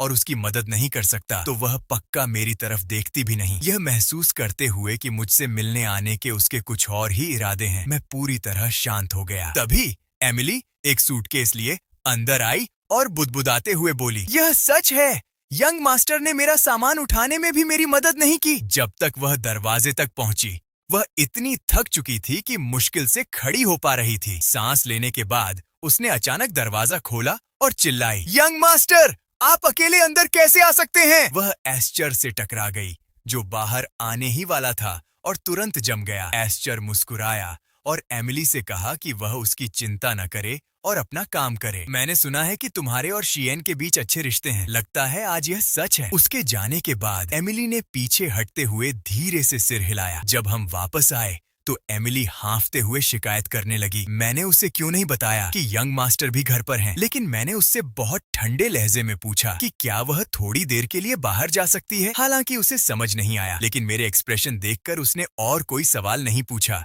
और बाहर चली गई। जब मैं अकेला था तो मैं टॉयलेट की तरफ झुका और रुकने से पहले कुछ देर तक बेकाबू होकर उल्टी करती रहा। फिर मैंने कैलन से पूछा कि उसने मुझे पहले क्यों रोका। कैलन ने मुझसे कहा कि मुझे पहले उसे थैंक यू बोलना चाहिए। उसने कहा, यह तुम्हारे लिए भी एक अच्छा मौका था। तुम मेरे ब्रेकडाउन का फायदा उठा सकती थी और मेरे शरीर पर कब्जा कर सकती थी। यह सुनने के बाद कैलन ने मुझसे कहा कि गलतफहमी न हो, वह बस चाहती थी कि मैं और भी गुस्सा हो जाऊं क्योंकि इससे मेरा टेस्ट बेहतर होगा। सच में मिस कैलन के काबिल। इस समय एक आदमी एस्चर के दरवाजे के बाहर खड़ा था। नॉक करने के बाद एस्चर ने उसे अंदर आने दिया। वह आदमी अंदर आया और बोला, जैसा तुमने कहा था, मुझे पता चल गया है कि सेकंड मिस कहाँ है। वह अभी प्रोइना में है, जो कॉन्टिनेंट के उत्तरी हिस्से में व्हाइट एल्व्स का इलाका है, उन लोगों के ग्रुप के साथ जो बाहर वालों को बहुत नापसंद करते हैं। उस बच्ची का बहुत गहरा लगाव है। अगर तुम्हें पता चले कि वह एम्पायर लौटने का इरादा रखती है तो मुझे तुरंत बताना। बताने के बाद उस आदमी ने एस्चर से पूछा कि क्या कुछ खुशी की बात हुई है। एस्चर ने पूछा कि उसने ऐसा सवाल क्यों पूछा। तुम आज अलग लग रही हो, तुम बहुत खुश लग रही हो, क्या तुम्हारे भाई के साथ तुम्हारी मीटिंग खास तौर पर दिलचस्प थी? एस्चर की मुस्कान तुरंत गायब हो गई और उसकी जगह एक बेरहम एक्सप्रेशन आ गया। तुमने गलत अंदाजा लगाया। वह बहुत गुस्सा हो गई। इससे वह आदमी सीधे इतना डर गया कि वह कांपने लगा और एक शब्द भी कहने की हिम्मत नहीं हुई। इससे एस्चर को मेरी पिछली नजर याद आ गई। ऐसा लग रहा था जैसे मैं किसी ऐसे दुश्मन को देख रहा हूँ जिसे कोई नहीं हरा सकता। क्या यह सिर्फ मेरी कल्पना थी? थोड़ी देर सोचने के बाद उसने उस आदमी को मुझ पर कड़ी नजर रखने का ऑर्डर दिया। उस आदमी के जाने के बाद वह मन ही मन बुदबुदाई, शिएन, तुम क्या छिपा रही हो? अगले दिन एकेडमी जाने वाला कारवां पहले से ही तैयार था। एमिली गाड़ी के पास खड़ी थी और कह रही थी कि वह मुझसे बहुत निराश है। मैं उसे अपने साथ एकेडमी क्यों नहीं ले जा सकता? मैंने उससे कहा कि मैं कुछ नहीं कर सकता क्योंकि एकेडमी सिर्फ गार्डियन नाइट्स को ही जाने देती है। एमिली ने शिकायत की कि मैंने उसे पहले से नहीं बताया, जिससे वह इतने दिनों तक फालतू में ही एक्साइटेड रही। मैंने हमेशा उससे कहा कि घर पर रहे और कोई परेशानी न करे, लेकिन उसने कहा कि उसके बिना मुझे कोई परेशानी नहीं करनी चाहिए। गाड़ी के कुछ दूर जाने के बाद वह चिल्लाई और मुझसे अपना ख्याल रखने को कहा। एमिली को इस तरह देखकर मुझे कुछ साल पहले हुई एक बात याद आ गई। एक बार मुझे तेज बुखार था और मेरी चेतना धुंधली हो गई थी। उस समय कोई भी मेरा ख्याल रखने को तैयार नहीं था। एमिली ने तेज बारिश का सामना करते हुए मुझे, जिसे तेज बुखार था, उठाकर शहर के लगभग हर सेनेटोरियम में दौड़ी। उसके बिना मैं शायद महल में ही मर जाता। इसलिए चाहे तब हो या अब, वह मेरे लिए सबसे जरूरी इंसान है, सिर्फ एक नौकर नहीं। महल से निकलने के बाद मुझे लगने लगा कि कुछ गड़बड़ है। 6 सबसे बड़े नाइट मुझे एक मामूली युवा मास्टर को ले जा रहे थे। ऐसा लग रहा था कि एकेडमी के रास्ते में कुछ खून खराबा होगा। शाम को जंगल में एक खुली जगह पर कारवां रुका। नाइट्स ने बात नहीं की, बस एक दूसरे को सिर हिलाया। फिर एक नाइट आया और मुझे बताया कि हम उस रात वहीं कैंप लगाएंगे। जब मैंने पूछा कि हम कहाँ जा रहे हैं, तो उसने मुझे बताया कि यह सैपेलिन के पास एक जंगल है और हमें कल सुबह तक शहर पहुंच जाना चाहिए। मुझे तुरंत पता चल गया कि वह झूठ बोल रहा है, क्योंकि सैपेलिन के पास ऐसा कोई जंगल नहीं था और यह कोई छायादार जगह भी नहीं थी। इतने दूर घने जंगल में उनके इरादे बहुत साफ थे। फिर भी मैं बाहर निकला और देखा कि हवा कितनी ताजी है। उन्हें लगातार अपनी तलवारें निकालते और मेरे पास आते देखकर मैंने बस शांति से पूछा कि उन्हें किसने भेजा है।